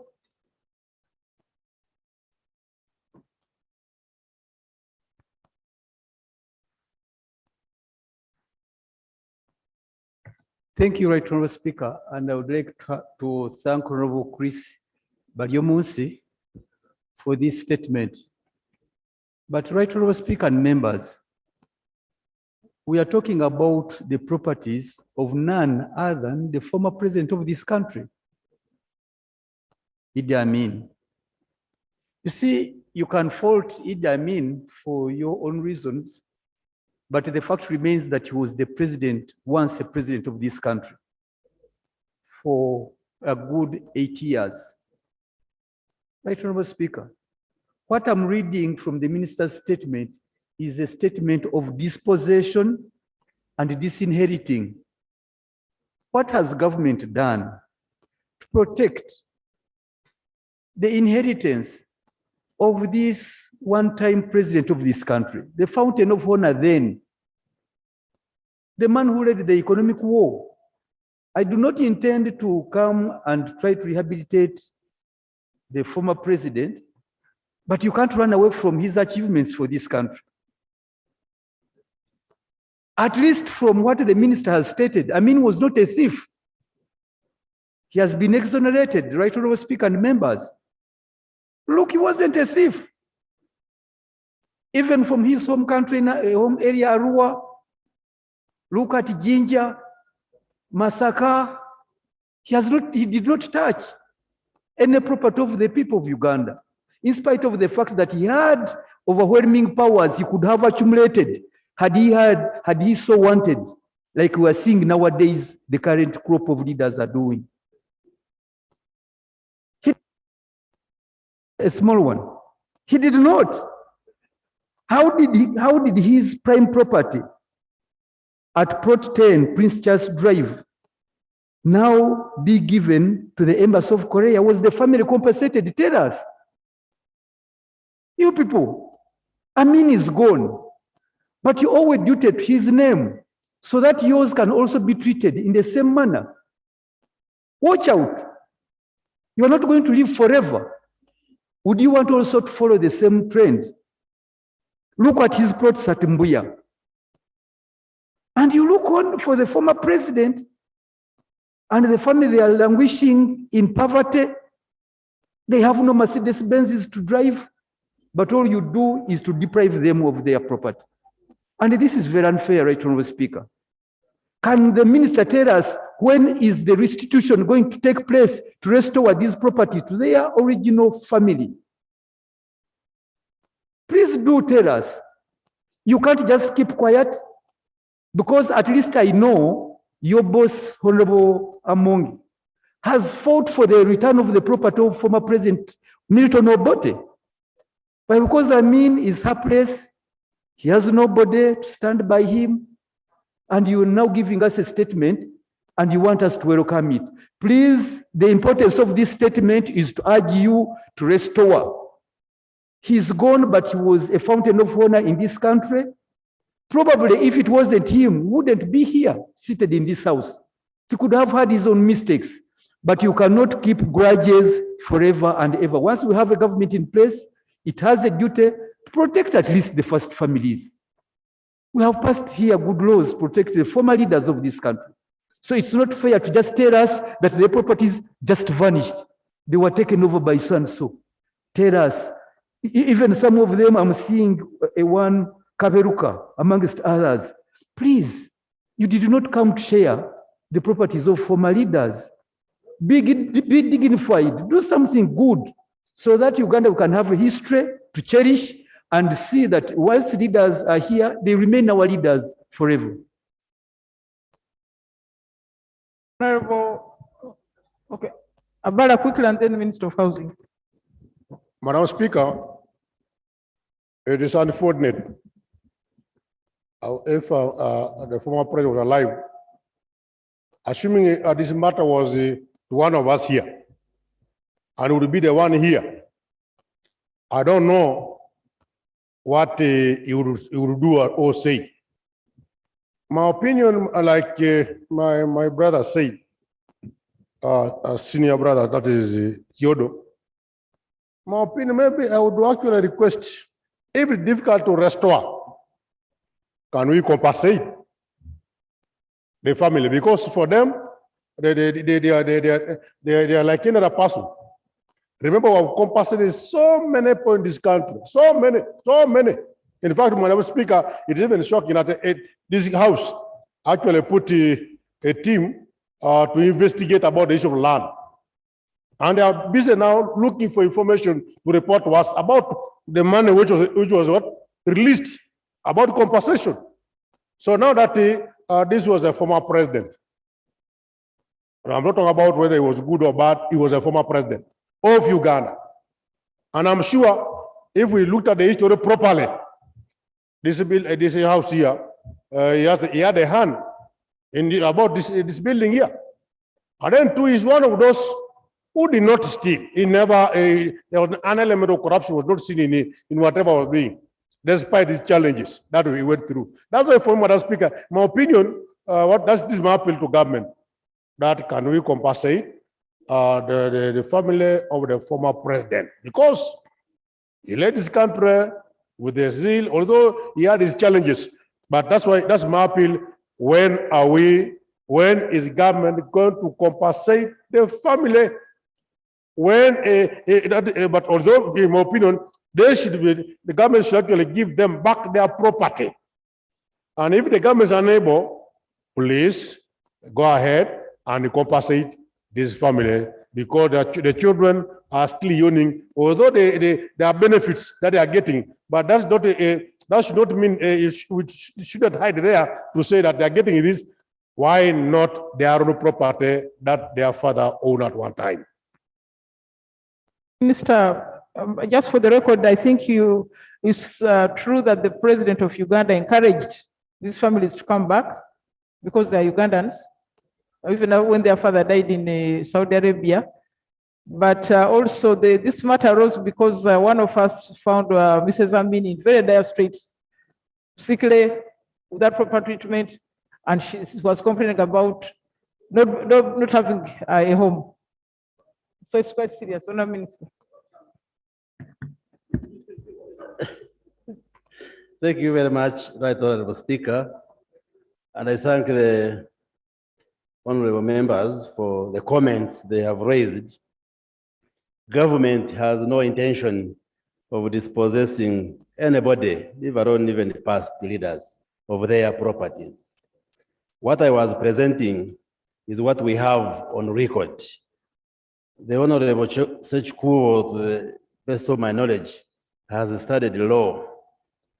And for us, as people who deal in land, we say evidence of ownership of property, especially land, is possession of a title.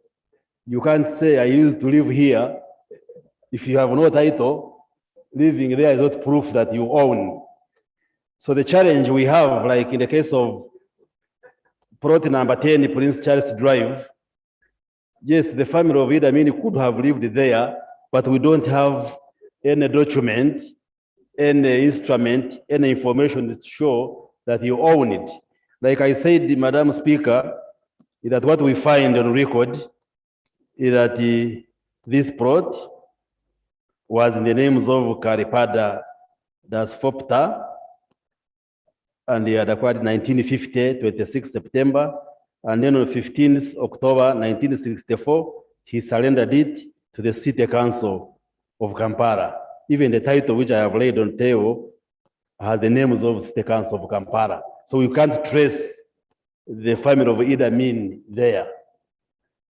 And even the land in Mbuya, which I have provided, shows Idi Amin had a lease of 2 years, which expired, and he never attempted to have it renewed.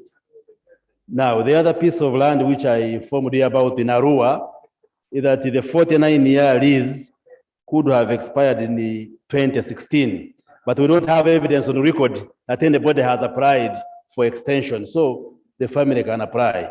But definitely, in terms of compensating the family, that can be politically, I think, handled. But what I was providing you in the House is what we have on record in terms of what did he own, what kind of titles.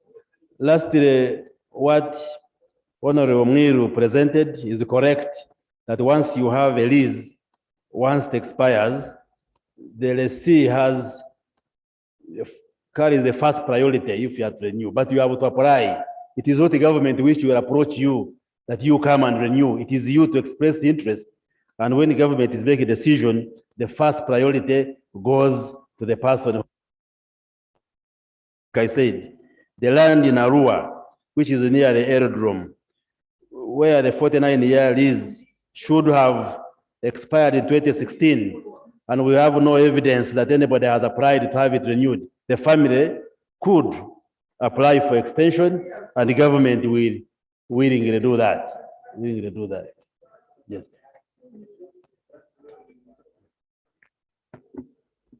Madam Speaker, considering that Amin was a president, and right now he doesn't have any property in Kampala, yet he should have. And also considering the fact that you people encouraged, the president encouraged the family of Amin to come back home, is it too difficult to try politically now to get this one where he had a lease of 2 years? Can that not be handled? So together with that one of Arua, so that then the family has 2 property, 2 pieces of land, one in Kampala and then one in Arua. Is it too difficult? If it is not too difficult, can you not do something? Right, Honorable Speaker, that is my plea, that they also committed themselves that the family comes back home. Then let us also see how to adjust and accommodate them, even in Kampala. Thank you. Let's conclude. You're finished? Honorable Otieno? Yeah, thank you, Right Honourable Speaker. The information I want to give the Honourable Minister is that that land, which is in Arua, I went there as a committee on the physical infrastructure. The land is actually at the tail end of the runway of the aerodrome, and currently, it's even not developed. It's not developed because apparently the soldiers who are staying there, those who guard the airport. So maybe what the government can do is actually to help compensate the family for that land in Arua, because to ask them to renew the lease may not be opposed, because I don't even think it will be possible for them to occupy that land, because apparently the army is the one occupying it, the one guarding the airport. So maybe what the government can do is to help and compensate, just like we have done with the land in Entebbe, we have compensated the owners. So government can help and compensate the family to maybe acquire land somewhere else and resettle, since being a former head of state. But also, Right Honourable Speaker, where I want to agree with the minister is that we need to respect our law, because it would also not be fair in the circumstance the minister has presented to dispossess other Ugandans from the property just simply because a former head of state wants to live there. I think we also need to set this very clear, set a precedent that will not be abused, because next time they can come to your property and say the former first lady or former first family once lived here, even if they were renting in the neighborhood, and they grab your land. So we must also be very careful when we're making certain proposals here. Thank you, Right Honourable Speaker. Please conclude. Right Honourable Speaker, just for the minister.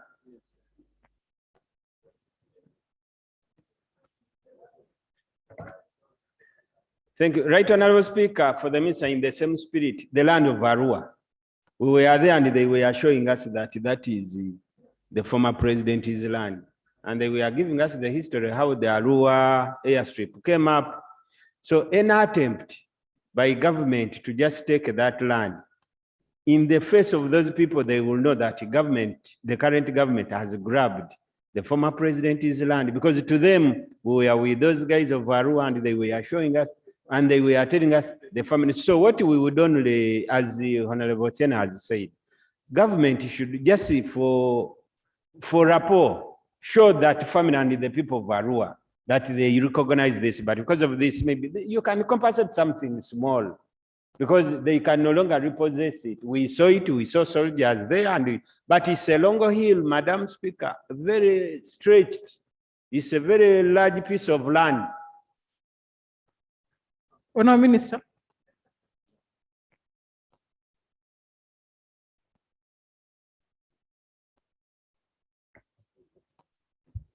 Thank you very much, Right Honourable Speaker. The Arua land, if it is being occupied by the army, definitely the army doesn't own that land. But if government needs to use it, like you are saying they're using it, we could engage members of the family and either compulsorily acquire it or do a willing buyer, willing seller, and we negotiate with the family. First of all, renew their lease, but also maybe acquire it as government and not just taking it forcefully. I think that one, we will get in touch with the family of Idi Amin and work it out. Also to assure members that the government has no ill will and ill intentions against the family of Idi Amin, because we acknowledge Idi Amin was the president of this country. You can't wish it away. And therefore, any privileges which go to former leaders, even his family is entitled. Like I said earlier on, what we base on is evidence of possession of land. And unfortunately, it appears, I think his family would settle on pieces of land, and maybe they wouldn't formally acquire these pieces by way of getting titles. Even like in Mbuya, where the lease was only 2 years, when it expired in 1971, no attempt was made to renew the lease.